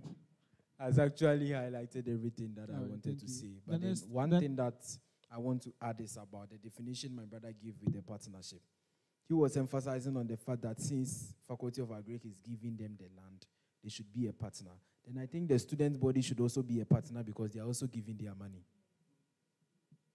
Mr. Speaker, are you getting what I'm trying to say? So I think with the partners, let's look at it very well. Thank you. The next Honorable, so to speak, Honorable. Okay, so thank you very much, Mr. Speaker. My college president spoke about what I wanted to see, so I'll just reiterate on it. Honorable Samuel Tampaga. Yeah, so just as he said, the Faculty of Agric would be producing the food that we are talking about. Business school will be doing the sales. But we know the farm has livestock units. the poultry, sheep, and all those things. So at least the School of Veterinary Medicine should be involved because the health of the animals are also at stake. What would happen if we produce the animals and then something happens to them and we are not able to sell them? At least the School of Veterinary Medicine should be part of the Advisory and Technical Support Board. So at least a representative or two to be part of the board. Thank you. All right, please, the next honorable to speak.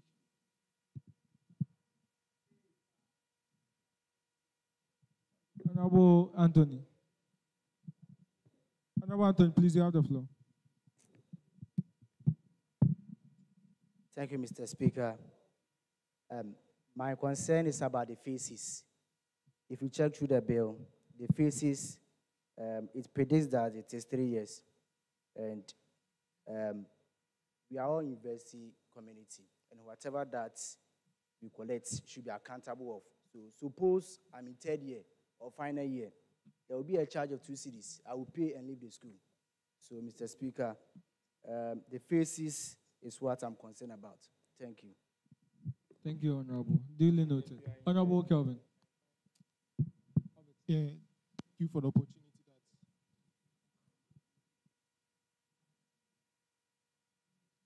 Try your microphone. Try the table microphone.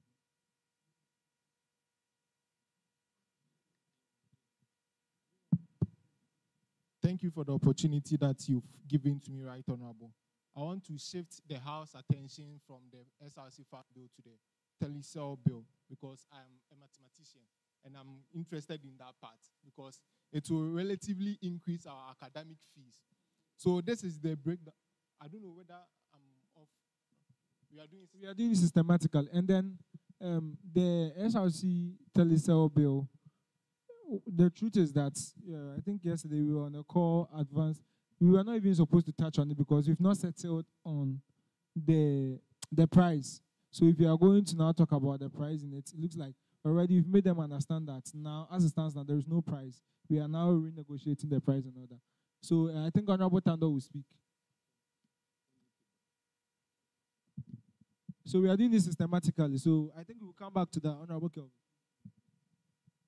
Okay. Honorable Albert, okay, you may speak.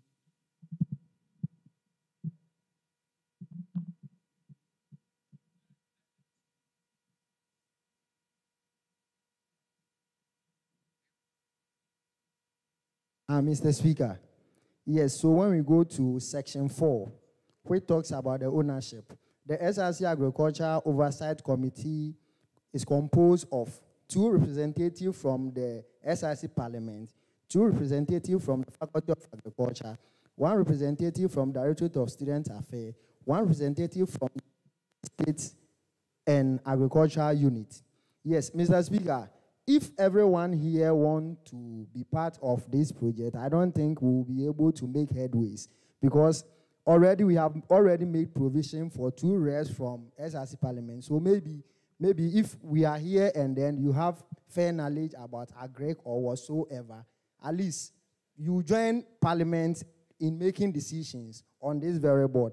And then we also have reps from agric. At least we should have researchers like senior members who also join in making tough decisions, doing research for this very project.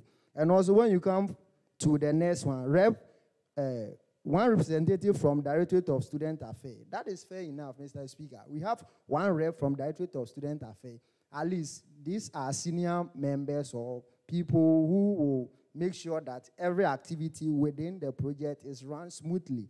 And we also have 1 rep from University Estate. They are going to give us the land. So I think when it comes to ownership and that we have already stated it clearly in the bill. People who are going to form part of it. We just have to sit down and agree that Kwajo or Kofi should be part of the committee, and I think that will be fine. Thank you very much. And also, Mr. Speaker, let me also come to the funding. The funding, if we want to depend solely on donation from SRC, then I'm not sure we are going to be able to have a successful project. Because, Mr. Speaker, I think that SRC may already have certain staff they are taking care of with the money. Because at the moment, I cannot tell that SRC should be able to I cannot tell whether SRC can donate 100,000 or 50,000 to this project. But if we are having at least certain amount from students, 2 cedis yearly, annually from students, at least we take that money, we start the project. So if the SRC come out that we are giving you 50,000 or this is the fixed amount we'll be giving, then we are not going to have problem. Because, Mr. Speaker, farming, we don't compromise when it comes to farming. When you are farming and then maybe you are going to poultry and then you start, it gets to a point, you don't have feed for the animal, they die. They start laying egg and then you don't have feed for them. They stop laying egg. The little you give them, they use it to build their bodies. So, Mr. Speaker, if we want to depend solely on SRC donation, grant, and all other stuffs, I think we may not make headways. That is why we need funding or we need a little token from students. I'm sure 2 cedis is not going to affect students that much. So, Mr. Speaker, let's take a critical look at it so that at least we get this little amount to start the project. SRC come in and then we go. Because, Mr. Speaker, currently, College of Agriculture and Natural Resources, we are embarking on piggery project. And then already we have already bought 11 of the pigs. And then one weighs 80 kilos. Me standing here, I weigh 76. One pig that we bought is weighing 80 kilos. And each pig costs 2,800. Mr. Speaker, if we are going to rear pigs, and then each pig is costing 2,800, let's imagine we are buying 10. And pigs, they eat very well. So if we don't get any money from students to supplement it, and we are depending on donors and all that stuff, we may buy the pig, we may not be able to feed them. So, Mr. Speaker, I think this is one of the things we should look at it so that at least the farm or the project we are intending to run can go on smoothly. Thank you very much. Thank you, Honorable. The truth is that I think that this is a fresh conversation. I do not want us to. I don't think we can be able to exhaust all of this here. And the truth is, the committee still has the ability to change items of it. So after here, we can talk. I will make sure I get in touch with the clerk, get all submissions, get you connected to it, and then we do all those talk. Because there are technicalities of it. Example is, in executing the first phase, it has to be now. And then getting it done now, the SRC has exhausted more than about 60% of how much it's supposed to spend as we stand. How much money substantial is the SRC going to be able to contribute now? So we can deal with it. We can set a fund that they would contribute. But it will have to be next year, probably when the retentions come and then they are taking, that's when it's going to be done, probably when Honorable JB is president. So, I mean, there are a lot of things that we need to discuss. So, I mean, his doors are still open. Honorable Paga and other staff, but please, if it's anything you think that you can talk to him or talk to me about it, and we will get it. Let's please do it so. Right, Mr. Speaker, I think we are diverting from the directive that you gave, that the committee is supposed to jot down the submissions of honorable members so that you work on it. We have little time to spare. If it will be, someone will give a submission and then you try to correct yourself, it will be some way. So let's just jot down the submissions. We present something to Parliament in our next sitting or something. We debate on it and we are out of here. Thank you very much. Yes, please. So please, I'm begging you, if you're a committee chair, regardless of how impulsive it may be that you have to respond, please hold back. Your job is to get the house. So that, I mean, I don't think that if you bring this bill and vet is not in, Honorable L will vote for the bill. You get me? So you have to get everybody's concern and then they talk. Honorable Elvis talk, the Honorable Gate talks. Thank you so much, Right Honorable Speaker. It got to my turn and I cannot find the cameraman. Cameraman, please, I am speaking. Thank you so much. All right. Yes, we need to get something for the media. Exactly. So, thank you so much, Right Honorable Speaker. I would like to ask the committee, just as they are putting things down, so that probably they get back to us at a different time. I would like to know, are the representatives from the Faculty of Agriculture going to be students or they are going to be senior members of the university? In my own opinion, I suggest that probably we can get one student and one senior member so that at least on the board, we can have an equal representation for the students and also for senior members. Thank you so much. Thank you. Honorable Gates. Honorable Kelvin. Yeah, thank you for the opportunity that you've given to me, right, Honorable Speaker. My own is very simple. This SRC Farm Bill is a very nice bill. If we implement it, will help us. But I'm just making a suggestion to the head of the ad hoc committee that he should bring a certain criteria so that we can see, maybe appointing a certain member from maybe AGREC. We have this criteria that the person should follow, or the person should have should meet a certain criteria before we take him on the committee. And lastly, we can't pick anyone, as I just said, we can't pick anyone who has less knowledge in this agricultural aspect. So the committee should take note of that. Thank you. Thank you, Honorable. And please, the next bill is the Students' Life Insurance Bill. Please, the Students' Life Insurance Bill. The floor is open for your concerns on it so that the heads take note. The Students' Life. Honorable JB, please, you have the floor.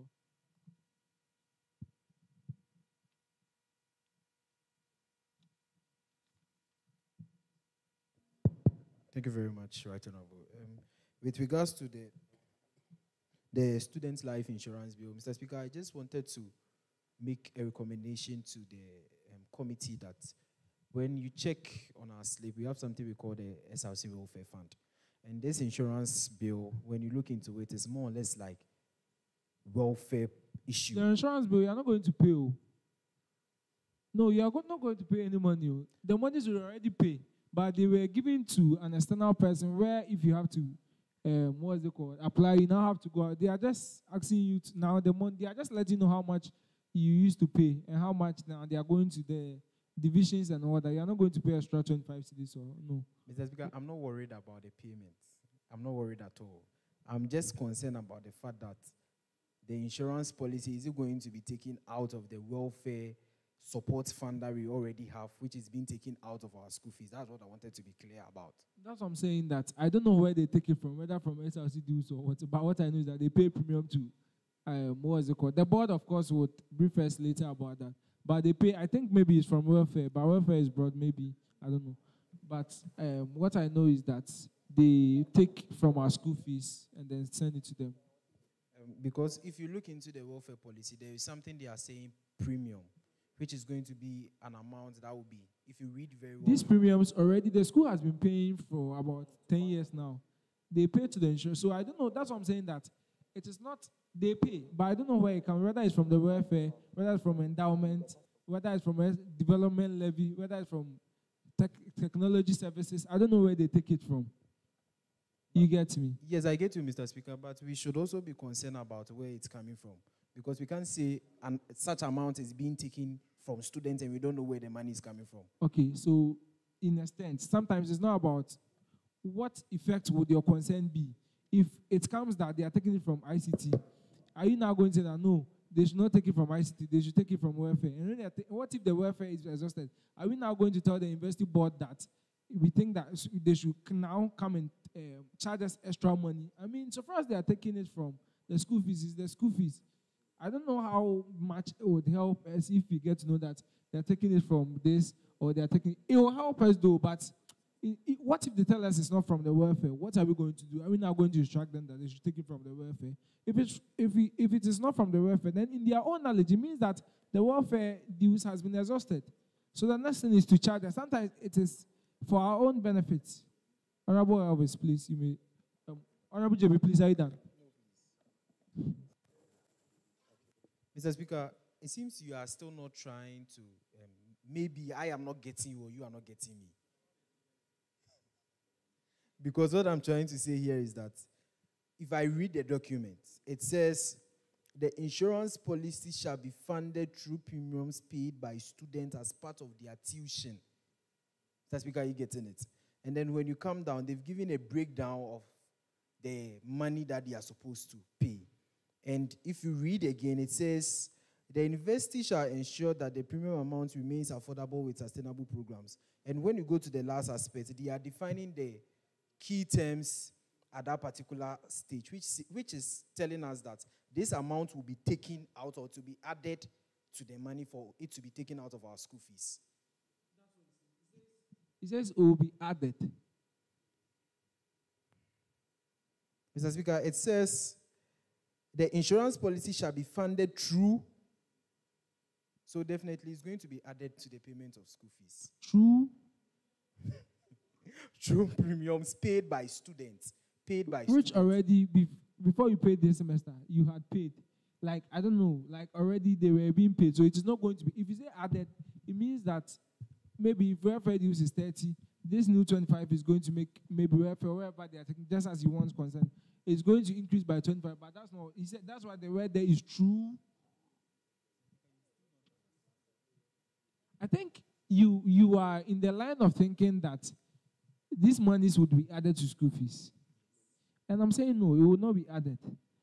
It will not be added in the sense that they have, I don't know the aspect of the school fees they are taking it from, but they take it in as maybe what we have to do is to redefine some terms there and then make some changes there. Yes. You get me? Because it's something this year they paid. Last year they paid. You get me? That's why I'm saying that it will not be added because already they've been paying. You get it? And the soul of the bill is to change not an amount, but just the people, the managers of the amount. Yeah. Honorable Elvis.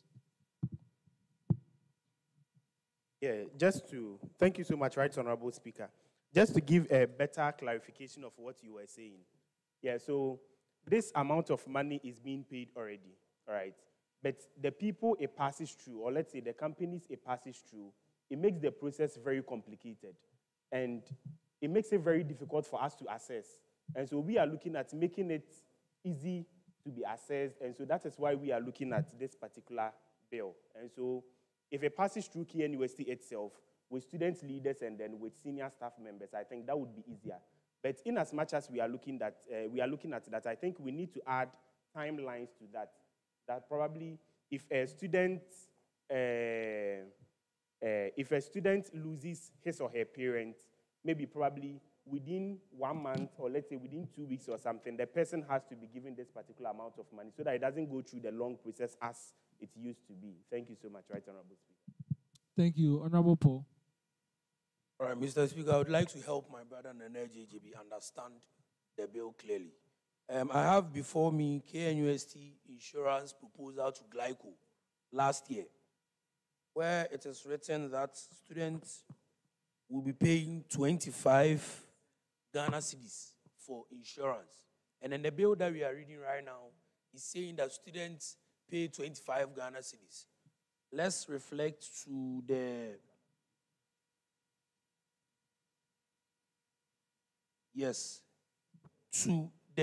school fees that we pay, the demarcations inside. So we have SRC Welfare Fund, which is 24 Ghana cedis, 15 pesos. I don't know if it is the same as the insurance that we are going to pay. However, I want all of us to understand that we are not going to pay additional 25 Ghana cedis. We pay it already because there was a proposal from the SRC to Glyco that had 25 Ghana cedis. And our bill now has 25 Ghana cedis. And we are paying 24 Ghana cedis, 15 pesos already. So one way or the other, this 25 Ghana cedis is being paid out of SRC Welfare Fund, if we are to understand it. However, Mr. Speaker, I think we can make inquiries and then we get to the school's financial management unit for us to get more information about that. I believe we can talk to even director, we can talk to DOSA for us to get more information. More information on? What do you mean? More information on? Oh, we want to understand. Maybe this one, maybe my interpretation might be wrong. Everything we I said is actually accurate. Financial, yeah, that's true. That's true. Thank you very much. All right, thank you. And please. And then, Mr. Speaker, one more submission, please. About this bill, we have to add it that we have to take maybe some percentage from the SRC coffers to do massive publicity about this. Because most students don't know anything about this. All of us, I think it's already in the bill. Like I think the last part. Yeah, there'll be publicity. They'll use the campus media. It's factored already. Sure, thank you very much, Mr. Speaker. Honorable Patricia, then we move to the next bill.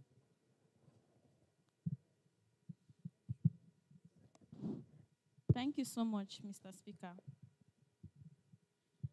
Okay, so I'll start by, please, can I have the, because my people would need to. It's on you, don't worry. Okay. Now, the Student Life Insurance Policy Bill, it's an amazing bill. And I was quite amazed to hear that international students are even being considered this time around. But I'm displeased because undergraduate students are to pay an annual premium of 25 Ghana cedis, but international students are paying an annual premium of $25 per year. But then when you come down to the standard benefits and payouts, mind you, I think the various, how do I put it? Undergrad, postgrad, international students, like they were classified. Those names were called out to indicate that, okay, these are the people that we are focused on. But then when you come to the death and payments, I don't see international students featuring.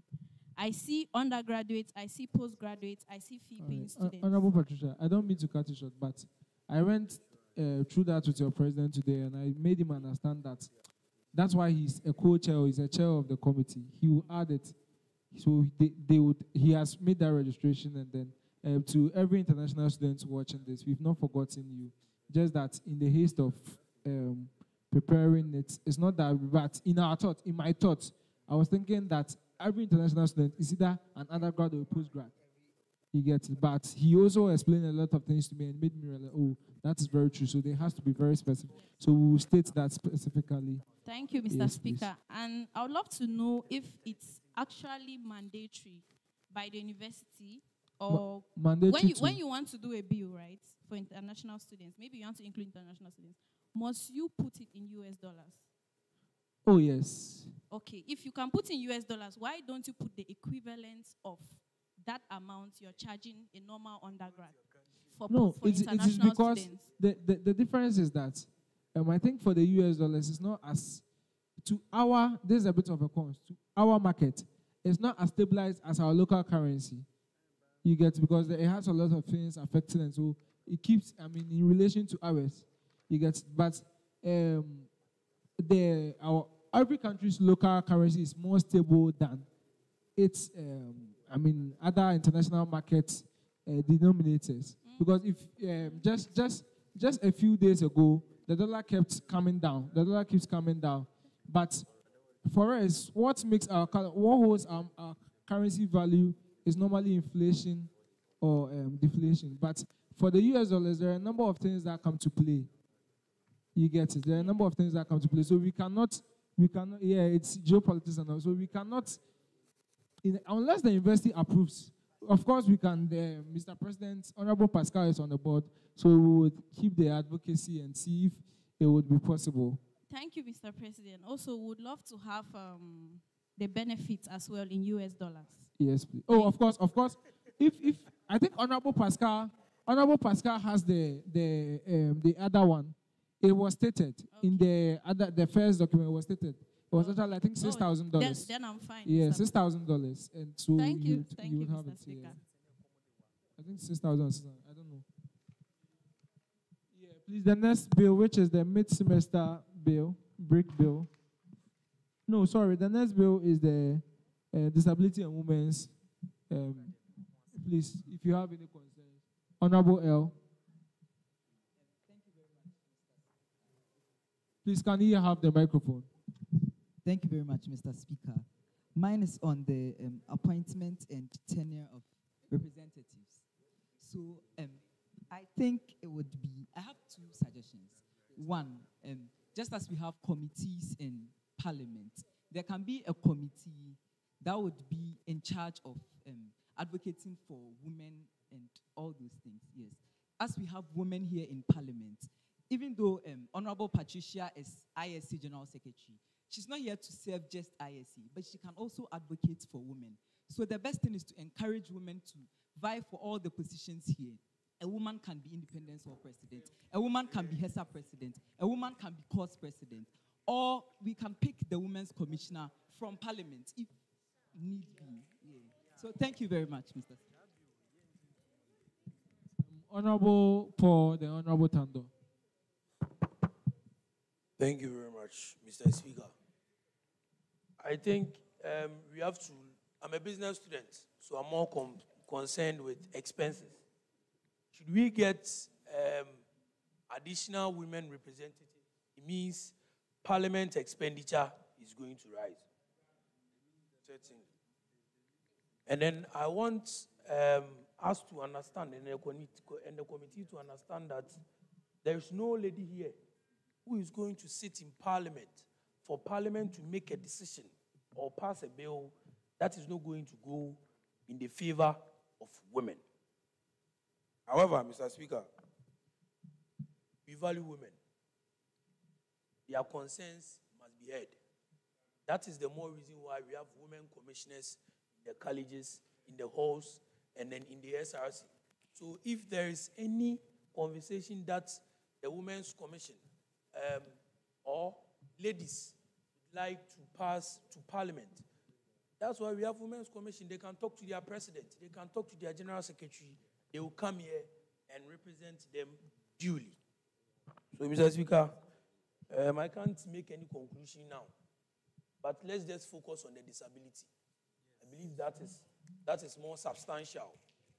And then we have women here. Because, Mr. Speaker, if we should get... Honorable, yeah, you don't need to reiterate what you're saying. I want to cry. I want to cry.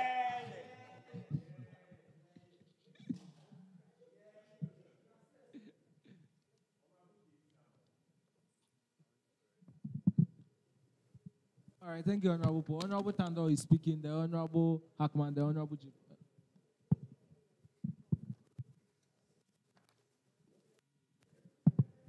Thank you, Mr. Speaker.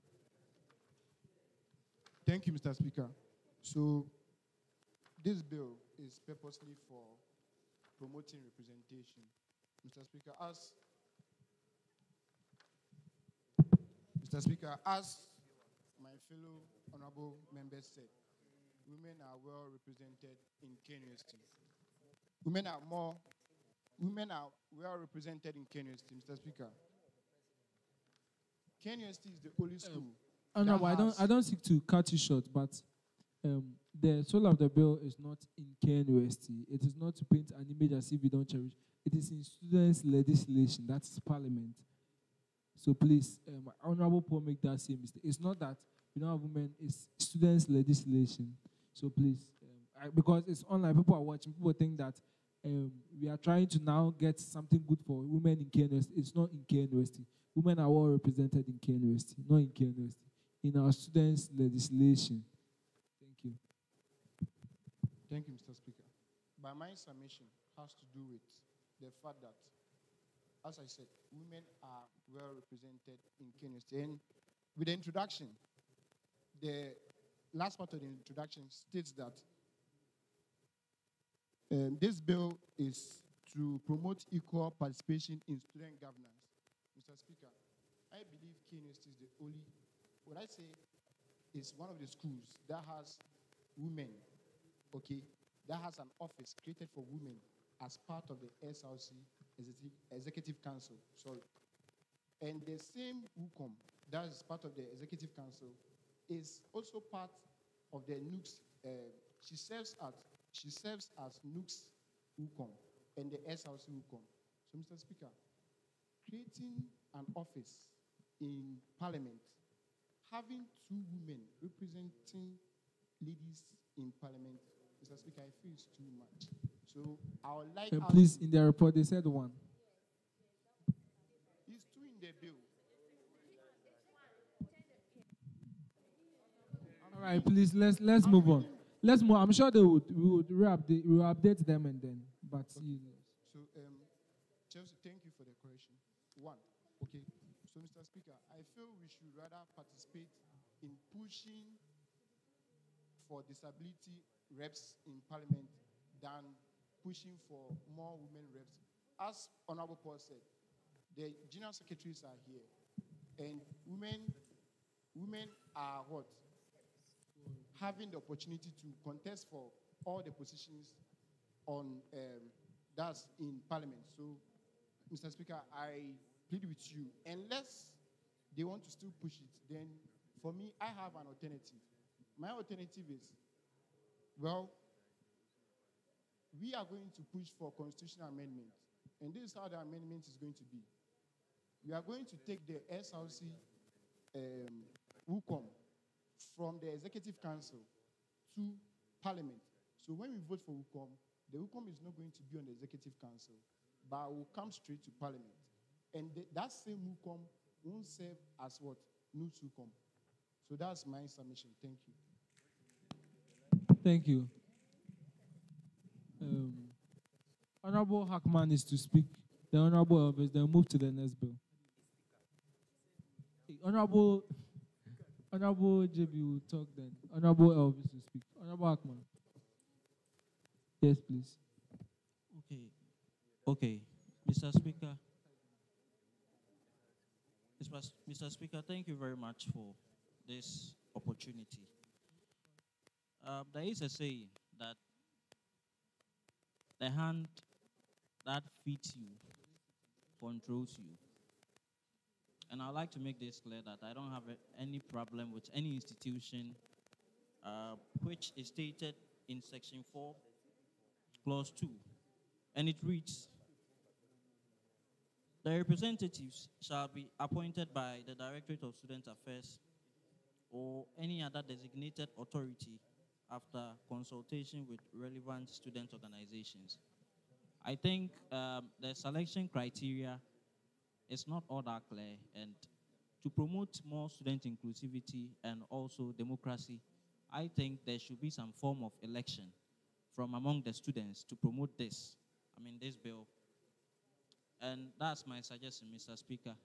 And I think the House, we should all come together, sit down, think about this clearly, write things down, and we should make sure that whatever submission, whatever vote we are going to give is going to make sure that it's in the best interest of the students and not our own personal convictions. So please, Mr. Speaker, this is my humble submission. Thank you.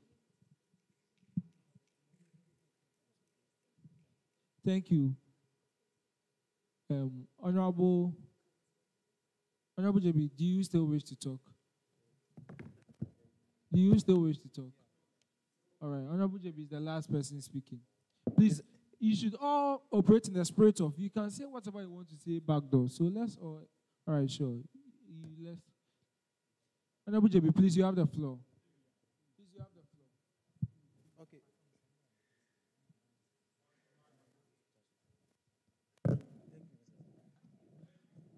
All right, sure. We are moving to the fourth bill. That is the mid-semester break. Please, any deliberations on the mid-semester break? The mid-semester break. All right, the fifth is the telecell 10 gig. I think, please, the House, I would want us to reserve the telecell 10 gig because if the key element is the price, if the price is still under determination, I don't understand what else you are going to say about it, unless, of course, we still want to talk. So the floor is still open. The telecell 10 gig. Honorable Elvis. Thank you so much, Right Honorable Speaker. Yes. I think our main focus was on the women representation. We didn't touch on the disabilities. So I think if we can go back, it means that everybody is okay with disability. And if there is any concern, they would later communicate it. Are we sure? Are we sure?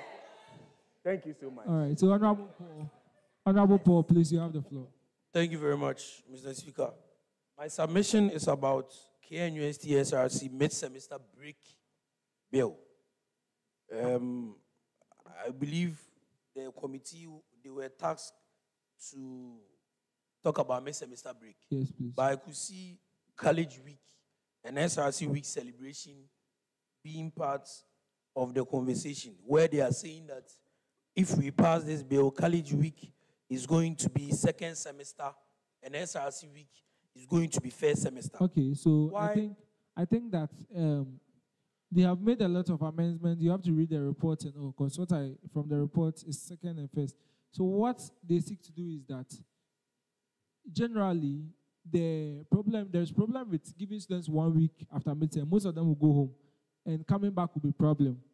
So best way to get the university's approval, because this will have to take the academic board, which has the vice chancellor and high-profile persons on it. The best approach is to convince them that during that time students will not go home. How? By getting an entertainment program. So the first semester, either the SRC or, and understand that whatever is here, you have to communicate in the spirit of trying to find out and trying to advise them that we do it this way. Because at the end, it could be either of the two. They are yet, until the day we vote on the bill, we do not know which one, what will be done, which semester, what will be done. But since it will be twice, we write 2 mid-semesters. After every mid-semester, there will be 1 week break. And that 1 week break, they're advising that we use one for SRC week and we use one for other activities. You get me? Yes, I get you. I mean, I understand what you're trying to say. And I'm for the mid-semester week break. Mid-semester break, yes, I'm for that conversation. But what I want them to rectify and take a look at it is that they shouldn't state it that college week should come the first semester, the second semester, and SRC week will be first semester. There is no, I mean, in our part of the world, we always save the biggest for last. You can't say college's week should be second semester and then SRC week should be first semester. Also, as we are thinking about this bill and all those stuff, we have to start factorizing whole weeks inside, because the whole caucus have started productive conversations, and we are praying to God. We are praying. Oh God. It hasn't been accepted yet, but we are praying that after our conversation, everything will be nice and whole weeks will be back. However, so as we are drafting this, we should take into consideration whole weeks, because we understand that school management will look back to the whole weeks, and the university council will think about it. All right, thank you. Thank you very much. Thank you. Please, Honorable Patricia and Honorable L. Okay. Thank you so much, Right Honorable. Honorable Paul, we clearly stated that because we couldn't have the SRC week this year, we should look first semester. We didn't have it in the first semester, right? It should be merged with the whole week and the college celebration week. Yes. Yes, the same week.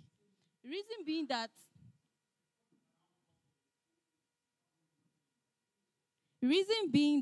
we are already running out. Reason being that we're already running out of time on our academic calendar. So if we use that opportunity to do all the celebrations and then come back and complete the academic year, that would be super good. All right, thank you. Honorable L.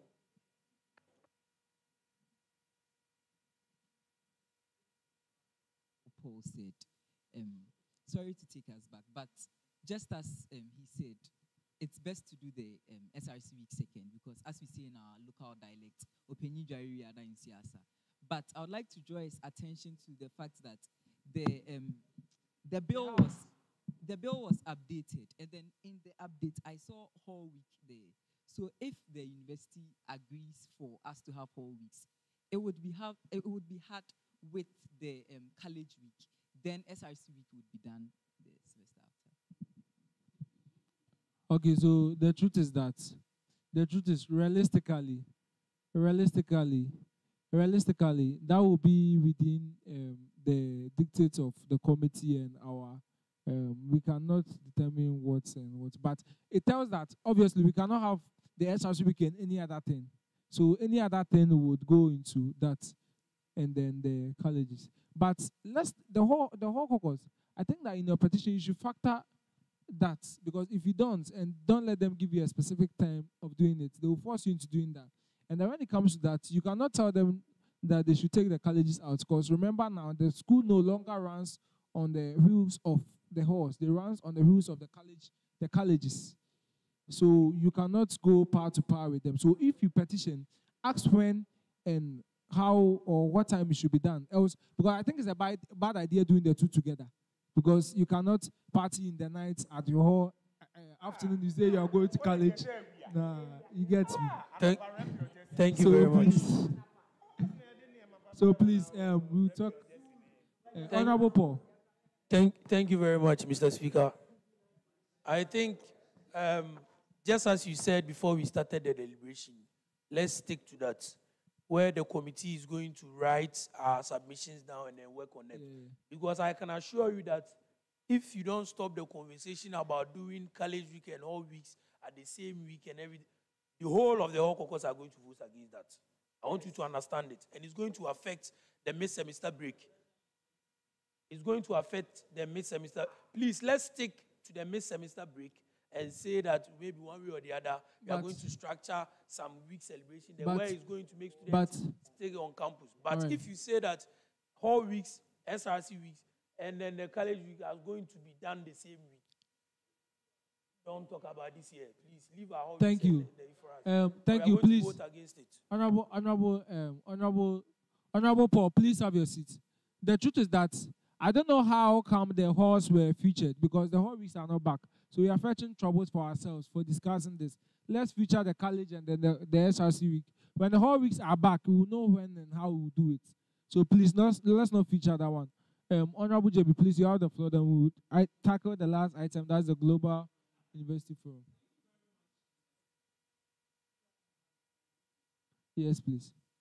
To correct something that Honorable yes, Elvis please. said. You can still do that because the minutes are still. Most of them think that the college week is going to be maybe college celebration. The bill is talking about the entire college. That's it being department, faculty, and the college. So whatever celebration that you have to do, you're supposed to do it within that week. It's not specifically for just the college. I mean, the college as a board to have their week celebration, but the entire college as a whole. That's from the grassroots to the penny. Thank you. Thank you. Please, we will talk about the seats. That's the Global University Legislation Forum. Please, any deliberations on that? The Global Legislative Forum. Any deliberation, any points on that? Anything on that? All right, sure. We have exhausted the seat item. The next item is the 7th. Shall I please be given the opportunity to introduce to the House 2 bills? Already, I've kept them on the platform. And before I do that, initially the streaming was not active, and I made a promise to my president that when it comes, I would acknowledge him. So, shall we please acknowledge His Excellency Ramses Etubondi? Mr. President, you are duly acknowledged. Thank you for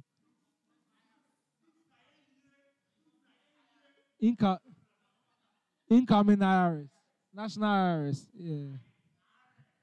All right. So we have introduced the House, or the leadership has duly received a Knust Hostel Endowment Fund and then KNUST SRC Shop Establishment Bill. So the leadership would, in extension, allocate appropriate bills to appropriate committees to these bills. The Knust Hostel Endowment Fund is simple. There are accommodational crises. We need to fix this as students. Knust has decided to dedicate its effort into doing so, and then it's asking students to pay a certain amount in doing so. So the House will digest it. The appropriate. I think when every part of it is in the bill, but of course, just as the SRC hostel was built, they had to pay at the time. Students had to pay, because if it's going to be for students, if it's going to be for Knust KNSC students, it has to be paid by students. So students are going to pay some. Other partners would also be looked at and all that. So that is captured there. And then the SRC shop looks at the idea of selling goods to students at wholesale prices in retail quantities Honorable, the campus MP, made mention some time ago that goods are sold at unreasonable amounts, and then we have to look at that. So this one looks to solve that problem, and we can exhaust it, and then please, we will do deliberations on them. Probably we'll introduce others and all that, but we'll do deliberations on them. But even before that, you can start looking at it and discussing with the committee that will be released your input, so that it saves us time when you come and sit here.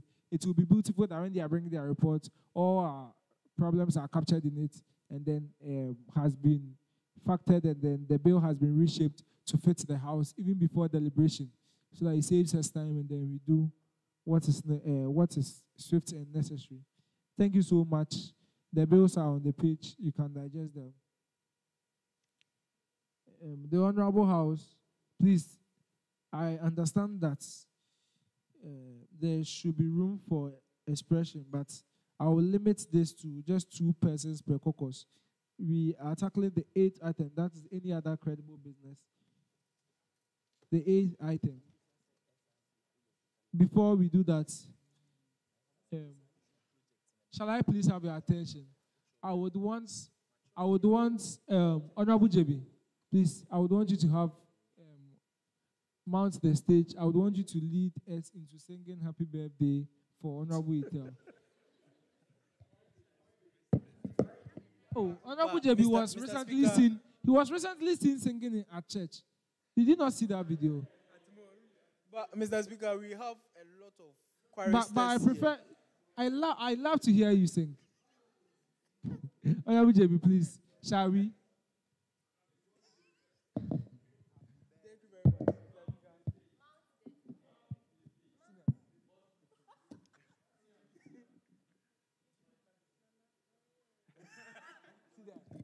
Mr. Speaker, you know, I have the right to be in camera or off camera, so I can just tell him. Off camera, so you cannot say. So it's to my discretion, you know. I'm camera shy. Charlie, shall we? Okay. So, honorable members, we are singing for Happy Birthday to you. I thought you raised this thing. Mr. Speaker, that's why I'm telling you that today my Jama boys are not around, but there is Konti and Katanga people. All right. So shall we? 1, 2, 3. Shall we? You just count the 1, 2, 3, then we'll start. Okay. We are singing together. We are singing together. Happy birthday. Happy birthday. Happy birthday. Happy birthday.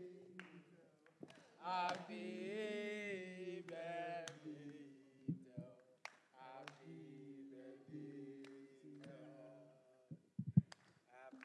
Birthday. Happy birthday. Honorable JB, please stand up. Happy birthday. Happy birthday to you. Happy birthday. Happy birthday to you. May God bless you. May God bless you. May God bless you. May God bless you, Ethel.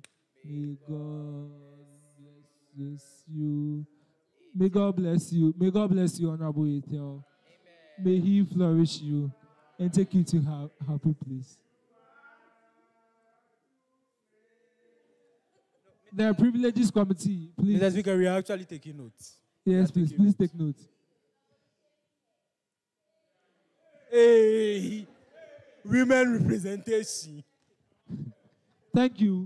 And please, any other credible business, Honorable Paul, then Honorable Anthony. Please, just 2 people, so you can pass your listening to them. And College Caucus, Honorable Samuel and Honorable Nisi. Okay, Honorable Jake and Honorable Hackman. So please, shall we? And please again, when problems come, you do not need to wait for a sitting before you let us know. We can just know so that we work on it, because we don't have to be waiting for sittings to be telling which problems we have. All right. Thank you very much, Mr. Speaker. Kelvin. So this is from Honorable Anthony Kakari of University Hall, Katanga. He's saying that students pay 18 Ghana cedis, if I'm right, for identification card. And we get it. We get the card.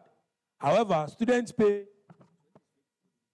26 cedis for students' guide, but we don't get them.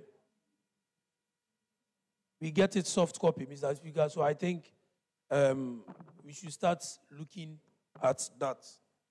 Also, this is from me. We understand that DOSA has some accredited hostels where they share their list to us and then their contacts for us to reach them. Yes, our residents talk to us as Hall Caucus. And then from last year, what I heard, they are saying that the pictures or the image that, Mr. Speaker, this is any other credible business. But, Marshall, you can hear the college caucus making noise. If it was to be us, Mr. Speaker. Honorable Paul, shall you please continue? Thank you very much, Mr. Speaker, but you shouldn't be defending them anytime. Dinah, somebody is just talking about you making noise, and you don't even care. I even decided to shield you. Thank you very much. Thank you, Mr. Speaker, for being fair. So the conditions of hostels that DOSA is recommending to students, I think they should go back and check it.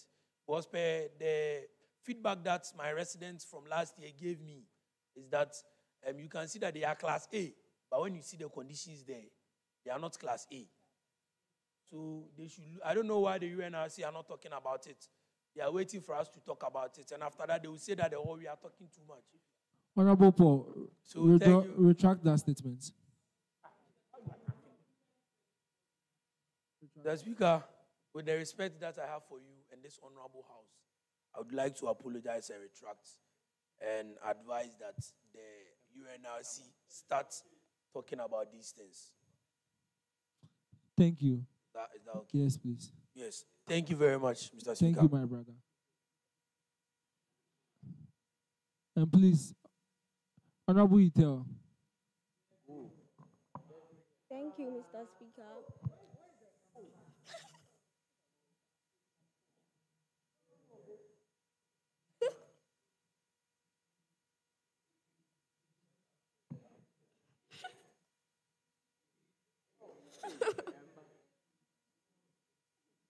Honorable Itel, please, you have the floor. Please, I want to use this opportunity to invite all honorable members tomorrow for the African Union Day at exactly 3:30 p.m. And I also want to thank all honorable members for the birthday song. I really appreciate it. All right, thank you. Honorable Samuel, please, you have the floor.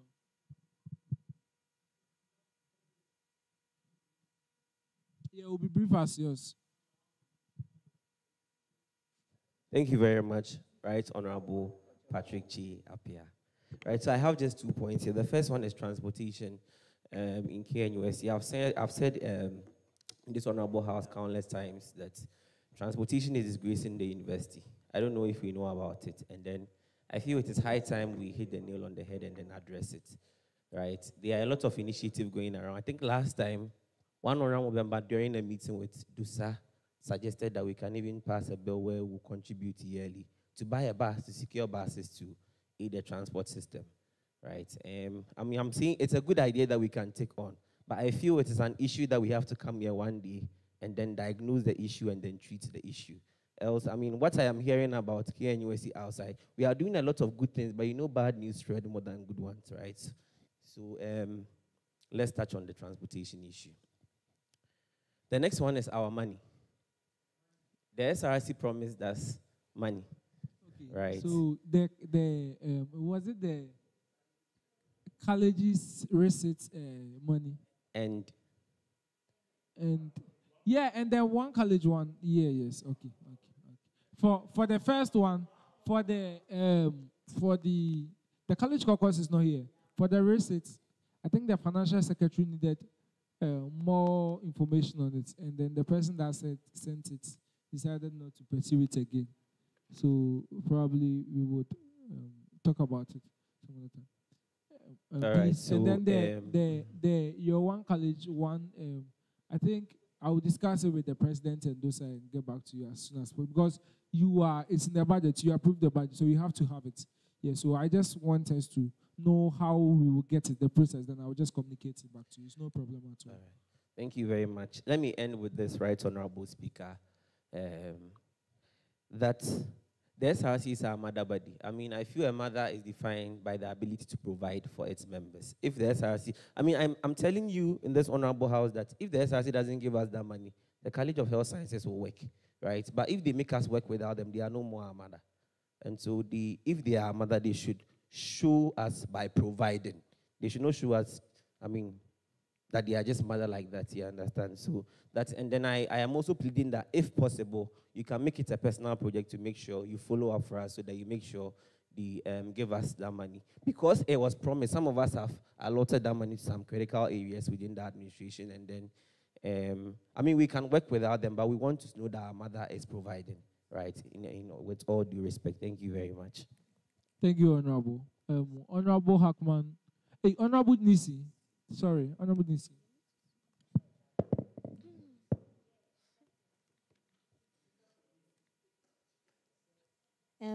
I had quite a lot to talk about, but I like to go back door. So I'll come and see you about the SRC farms. Yeah, so I'd like to commend each and every one here. We all did great. We are doing amazing things, and I really appreciate you guys. It has been nice getting to know everyone. Yes, please. Personally, I want to talk about the disabilities. Are you resigning? It's like I give you a speech of resignation. It's been nice getting to the. Oh, that is. Okay. Not yet. Why Okay, is the speech so arrogant?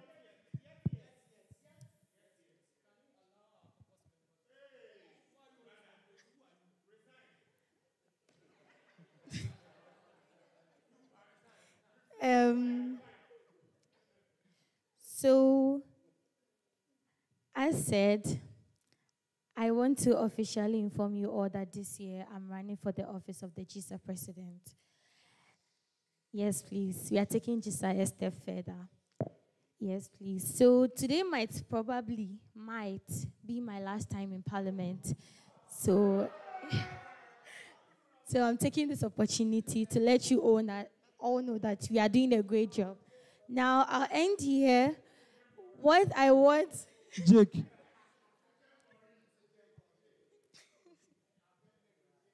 Jake, please continue. Hey, sorry, Nisi, please continue. Nisi, please continue. Okay, so I like to end here. But one thing I like to leave with all of us is that I hope that all these bills that we've proposed would be implemented, especially with the SRC farms, the disabilities, the global one, and each and every bill. Yes, please. Oh, no, are you crying? Yes, please. So thank you very much, and it was nice getting to know you all. Thank you. Honorable Elvis. Honorable Jake. Honorable Jake. Okay, so on that note, Honorable Jake will speak before Honorable Hackman. Honorable Jake.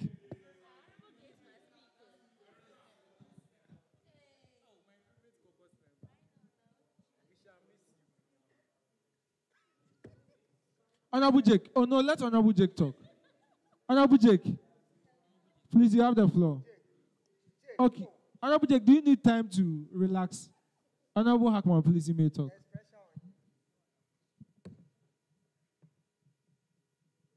Please, you may talk. Okay, Mr. Speaker. It's working. You may speak. Mr. Speaker, thank you very much for this opportunity. On the 24th of May, which was yesterday, Amnesty International Ghana held their intertertiary debate competition on campus here at MasterCard conference room. And Mr. Speaker, I would like to commend the Honorable Nana JJB for being the principal speaker for Team KNUST. Mr. Speaker, it's not a small thing. And he qualified KNUST from the quarterfinals, the semifinals to the finals, Mr. Speaker. The finals. Coach Yoba finals. Mr. Speaker, in fact, I would like to commend every honorable member who came around to support. I'd like to thank Honorable L for being around to support Honorable Nane JJB. Thank you all very much. I wish you all the very best. And Team Ken Westy will win the finals. So, finals it is in September. So, Mr. Speaker, I'd like to add something small. During the beginning of the semester, which was in first semester, the SRC, through a collaboration with the UNRC members, the 7 MPs, collaborated to welcome the freshers, Mr. Speaker, to send them back, to send them to their various hostels. I mean, they are freshers, they don't know anywhere. We gave them orientation and other things. Mr. Speaker, there was something due honorable members of the UNRC which has not been given for a very long time. Mr. Speaker, there has been some back and forth today, tomorrow, this and that, and honorable members from the non-residential caucus are not pleased. Mr. Speaker, I hope that you take this thing upon yourself. Please help us so that the honorable members of the UNRC will be satisfied. Thank you very much. Thank you. Honorable Jake.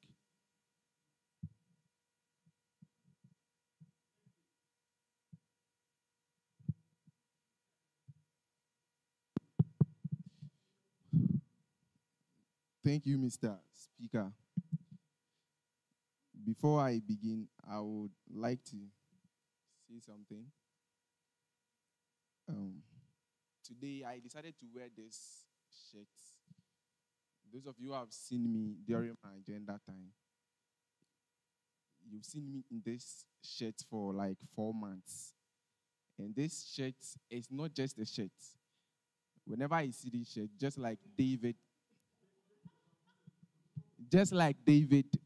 this shirt represents the things I had to go through before securing this seat for myself, before getting this seat at the table. I believe it's the same thing for every single honorable member in this house. Speaking of that, I think we all need to be given the very relevance we deserve. I won't say much on that. I would want you to say much because you're communicating to me to understand your problem, and I seek not to understand your problem. I think honorable members understand that.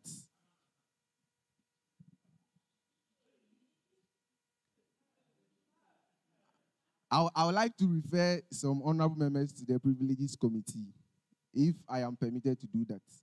Honorable Elvis Nkrumah of the Independence Hall constituency for interrupting other honorable members when they are speaking. Yes. Mr. Speaker, I think in our seat sitting or something, the honorable member from the Republic Hall constituency asked about what happens to our AOCVs. And you said some things that you do go to DOSA to present our grievances to them. But we don't get any feedback as to what they said about the AOCVs. Mr. Speaker, you are compelling us to compel you to start giving us reports on our AOCVs. Yes. And when we started this house, we started with food prices regulations, and we came to speak about security enhancement and all this stuff. But I think now we barely talk about this. I heard you mention the food prices regulation. Yes, but we barely talk about them now. I don't know what has happened. I don't know why are they not of relevance anymore? Don't we care about the prices of food being hijacked on campus anymore? Don't we care about security anymore?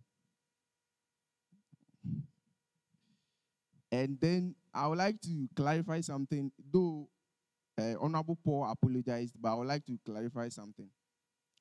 To the best of my knowledge. Honorable Paul apologized. Yes. So you don't talk about it. Okay. To the best of my knowledge, the hostels that DOSA publicizes, they make publicity on them for recommendations.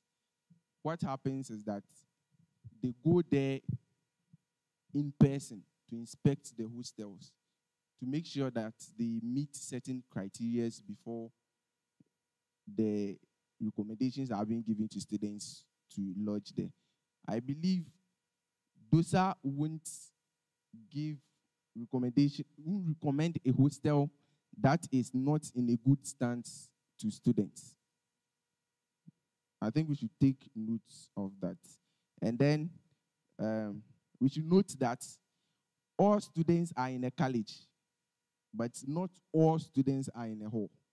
We should note that as well. Yes.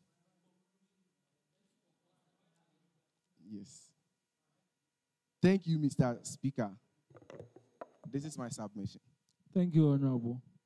Please, I would want to I would want to ask, does the House feel that we are deviating from where we started from? Because we talked about food, and today we are presenting SRC. We talked about security. We have a bill, a committee on that. We talk about amendment. We have something on that. We talked about a lot of things about the ISA. Gratefully, they met, and then the campus MP2 has been able to deal with that. Does this seem like we say things and we don't do it? Please, I want the House's feedback on it. Honorable Paul, you want to talk about that? I'll give you room to talk, but I want you to. Yes, I'm talking about that. Yes, please. Yes, I think gradually we are deviating. However, if we go by the submission that Honorable Jake made, I think we can get back to it where we start demanding for feedback, the feedback that feedback from our AOCBs. I think we will get back to that if we start getting feedback. All right, sure. That is interesting. As we go. That is interesting. As we go, please, in addition to that, respectfully.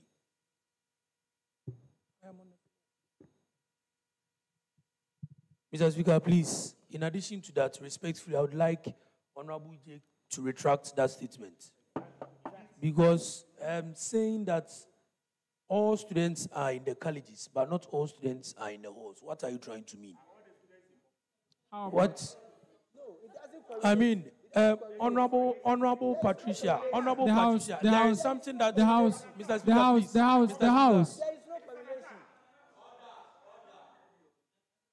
the House.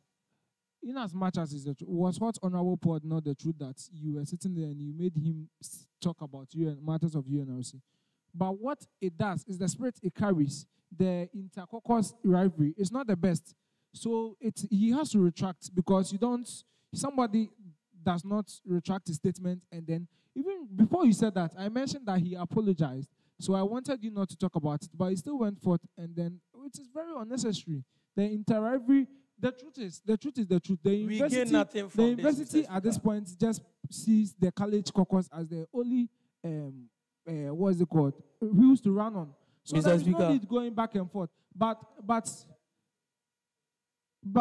other caucuses also play and has played. Of course, the whole caucus was the first to come. Of course, independence. The whole caucus was the first to come. If the parliament had also been in existence for about 40 years, at a point it could be that we were only having the whole caucus as parliamentarians. Probably some colleges are very old. Like I said, they would also be here. But I mean, majority would have been whole caucus.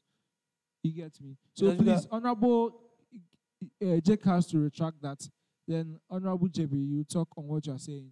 But then on your AOCBs, you don't need to wait for sittings to have AOCBs. And then I don't know how how I'm supposed to be giving feedbacks on AOCBs.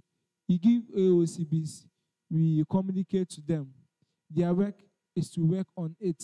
Maybe I'm supposed to communicate to you that I've communicated to them.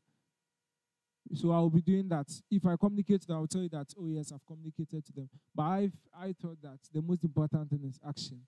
Thank you very much. Mr. Speaker, so just some 10 seconds and I'm done. So what I'm trying to add to make Honorable Patricia and Honorable Presley overhead them understand is that there are a lot of things that are true, but we don't see them. I want you to understand that. You see, the conversation or the submission that I thought you said just 10 seconds. You might take it, I'm coming, you might take it on a lighter note, but it is a conversation.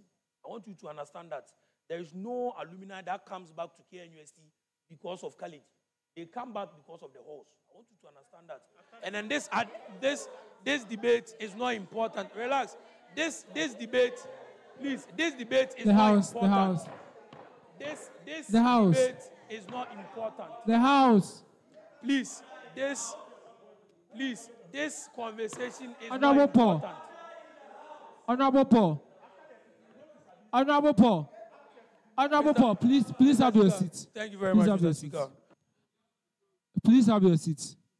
All right, so, hello, please. Honorable Jake is retracting. Honorable Paul is retracting for saying that nobody comes. Honorable, what's the name? The immediate past NHIS boss donated a bus to HESA. He's an alumni of HESA. So you don't say, I don't need you to. Honorable Paul, I'm tempted to send you to the Privileges Committee. I don't need you to be going back and forth on this. So Honorable Jake is retracting first. Then Honorable Paul. Yes, please. Mr. Speaker, I want to know what exactly I'm retracting. You are retracting for saying that the college caucus, everyone belongs to a college, but not a caucus. It's Mr. Speaker, I believe I just made an undisputed fact. Isn't it a fact?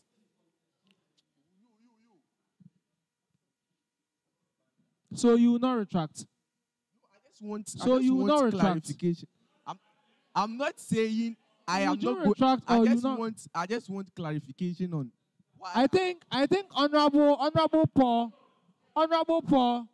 Paul said that it is not all true things. That because what you are doing, I am the leader of the House. You are causing problems for me because you are developing inter-caucus rivalry. And I'm asking you to retract that and make sure that does not happen. And you're asking if it is not true. When people are called fat, when people are called, as a matter of fact, all sorts of insults are true. Your ear is big, but it's an insult. So it's not all true things you say. So you don't ask me if it is true or not. Is that parliamentary? Kindly retract. Mr. Speaker, thank you. I unhesitantly retract my statement that I previously said that all students are in a college, but not all students are in a hall. Thank you. Thank you, Honorable. Honorable Paul, please retract your statements. I'm not saying what you're saying are not true or whatever. What I'm saying is that it will get to a point, somebody will feel that because something is coming from a certain caucus, he has to rebut. And we'll be wasting our time as a House. You're right, Mr. Speaker. So, yes, Job 42:5 verse 6. It says that, therefore, I retract and I repent in dust and in ashes. On that note, Mr. Speaker, I would like to retract the statement that I made. Thank you very much. Honorable JB, please, you speak and then we would. Honorable JB, please, you may speak. Thank you, Mr. Speaker. Mr. Speaker, looks like we are taking so many things for granted. Mr. Speaker, our science. You know, immediately I raise the point of information or correction. You have to call me so that I talk about the just ended Point of one. what? Mr. Speaker, I'm making a statement. Is that immediately raise point of correction, and I catch your eye. I'm happy about that. Mr. Speaker, you are supposed to call me so that I talk about the just ended information. But if you move on to do... I think if anybody has been very abreast with parliamentary procedure, the very compelling one is the order. Because correction, when you correct, the minutes are still in session. You've corrected, it's the minute you are correcting, it's not necessarily what the person is saying. Mr. Speaker, and also it's point of order that, sorry for talking to you with my left. I'm very sorry. I do apologize. It is the order that's very compelling because that is the standing orders or the orders of the House. But correction, if I have not seen it, you don't worry me too much. Don't worry, Mr. Speaker. So, Mr. Speaker, one reason why I even rose on the point of information is that, Mr. Speaker, we are taking things for granted here. When we came, we were oriented, and we were taught the science. For one particular honorable member, Mr. Speaker, he just gets up without any sign, and you will still call that honorable member. Mr. Speaker, I've been observing from first semester, day one, swearing in to retreat till now. Mr. Speaker, second session, you said today in your opening address that we are ending the session, and this is the ending part of the session. Mr. Speaker, if the next time that honorable member do not get up on a submission, or Mr. Oh, no, I'm not done. You should relax. Do not get up on a submission, an order, information, or correction. Mr. Speaker, I will raise on point of order to sack that honorable member out for one of my honorable members to second that motion. Thank you. Thank you. Honorable members who speak, then that will be all for the 8th item. Thank you so much, Right Honorable Speaker. It is very funny. Whoever made whatever statement would be leaving us so soon. Well, I'll be giving the last AOCB. So it has got to do with our Wi-Fi system. We still have Wi-Fi issues in the halls. So please, Mr. Speaker, the best way to get our Wi-Fi's working, please do that so that we can make our students very happy and very comfortable when it comes to internet connections. Thank you so much, Right Honorable Speaker. Thank you. And please, the other thing is, okay, we'll move to the 7th item. Then 9th item, that's adjournments and announcements.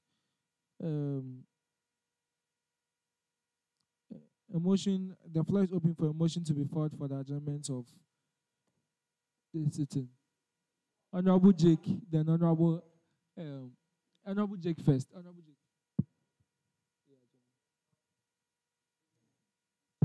Mr. Speaker, I would like to say that I do not intend to incite any caucus against the other. Honorable Jake, please speak. Yes. As I said, I do not intend to do anything like that. So maybe if you read a different meaning into what I said, that's not what I intended to sound like. Okay. So I, Honorable Kweku Abednego Lamte, the MP for the 2nd NEIZER constituency in KNUST, move for the adjournment of this sitting. Thank you. Thank you. Honorable in Acts 24. Honorable Mr. Speaker. Mr. Speaker.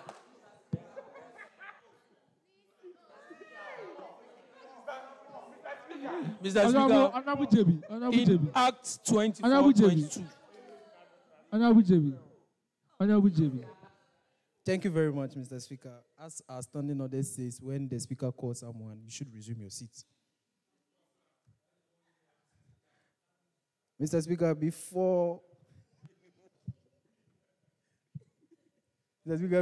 I second my honorable member, Jake, I would want to say that we should continue to love, live, and laugh. These 3 L's. Mr. Speaker, I, Honorable Nana AJJB, from the biggest college in West Africa, the College of Humanities and Social Sciences, do second the motion filed by Honorable Jake Abednego to adjourn the sitting for today. Thank you. Thank you, the Honorable House. All those in favor, may I hear you say yeah? All those against, nay. Nay.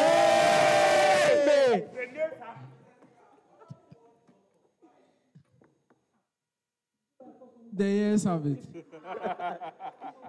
Honorable Nisi, please, you may have your last submission to the House in case we do not have a meeting with you included. Your last submission.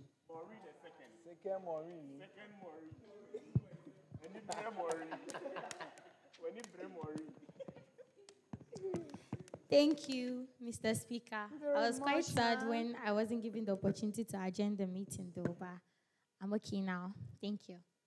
Yeah, so before I was about to adjourn the meeting, I wanted to say something, but on the second thought, I'm not going to say it again. Yes, please.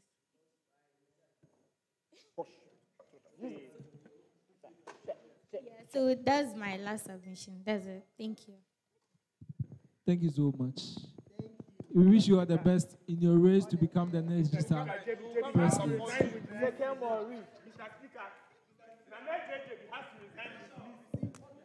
Yes. And please, announcements. Honorable Office, please sit down. Please, announcements. The first announcement is, please, the signing.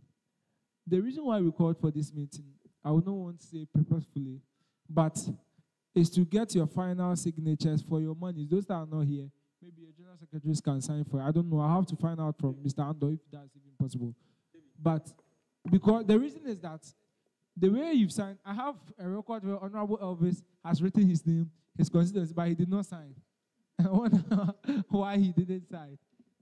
So the truth is, what you have is not credible enough to back for your monies to be paid. So you are signing the final one. I think, Ms. Phyllis, please have you indicated that to them? Approval for. Yes, so you are signing the final one. Yes, please. You are signing the final one for that to be done. Then we will do the others. But please, if you've not had the opportunity to sign, please sign before you leave. Sign before you leave. The next announcement is the Efficiency Committee. Gratefully, we have inaugurated an Efficiency Committee that will make sure that it is exercising the oversight duties of the executive authorities of the SRC Executive Committee, and then the student body in all. So that's what, of course, from today, if you have any concerns about how something was done, if you think something, the SRC has done something, whether you are an executive, you are a normal student, you can write through the clerk to the Efficiency Committee, and then the Efficiency Committee would do the necessary oversight. I think there are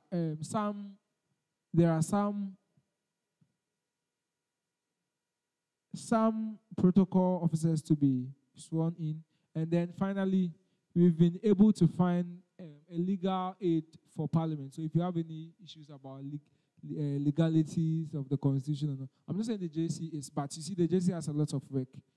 So this person would be sworn in so that we can at least trust that whatever information we are giving to the person is covered under an oath. So that would also be sworn in. And we have 8th July, as it stands now, is supposed to be the day we will travel to National Parliament. 8th July, as it stands now, we would still put a lot of deliberations in. The other thing I would want to talk about is, please, if you have any letter for me, it goes through the clerk. You don't bring letters to me. If you bring the letters to me directly and I say, I don't work on it, you can't blame me because it's not in the records of Parliament. It goes through the clerk and then it comes to me. I can receive it, but I will not. I will choose. The diet decisions are the necessary. You cannot eat through your ear, can you? So in that moment when they're eating, you have to push it there. You can send it to the person through electronic means. They are letters. I'm only saying this because later I have to send through my clerk, and my clerk will feel like I'm not involving her enough. Like I'm taking letters directly. You know, they are also people. The last thing to say is that let's use this opportunity to love one another. The reason being that in some few months we will not be here anymore. And then your relationship with one another will be very important. And I would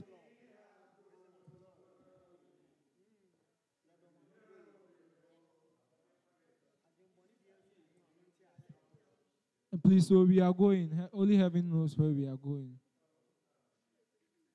It's very sad and very true.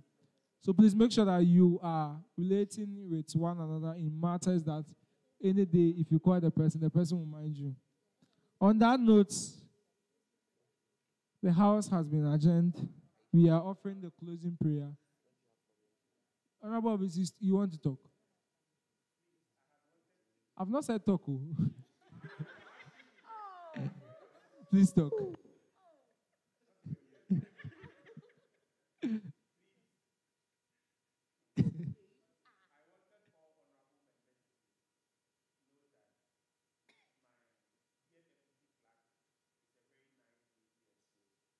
All right, so on that note, closing prayer. Closing prayers. Please close.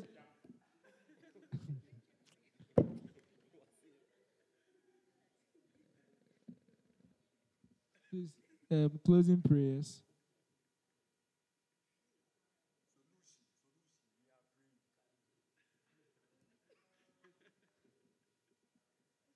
Closing prayers. Please, we are praying.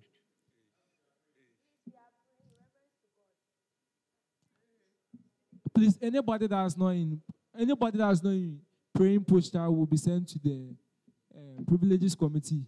I have to start giving them work. Honorable Evans, please, we are praying. You are having a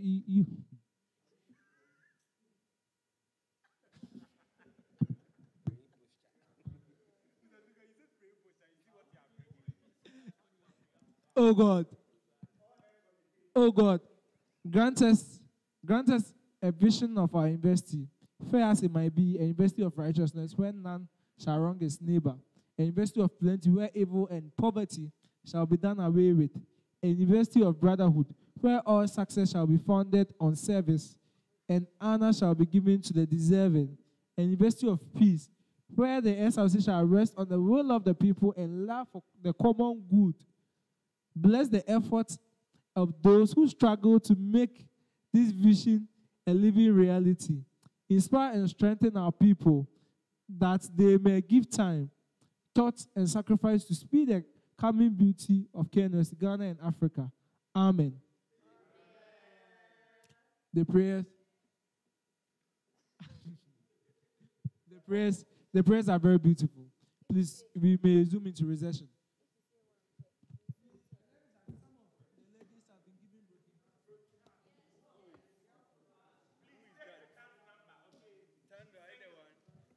Please take your.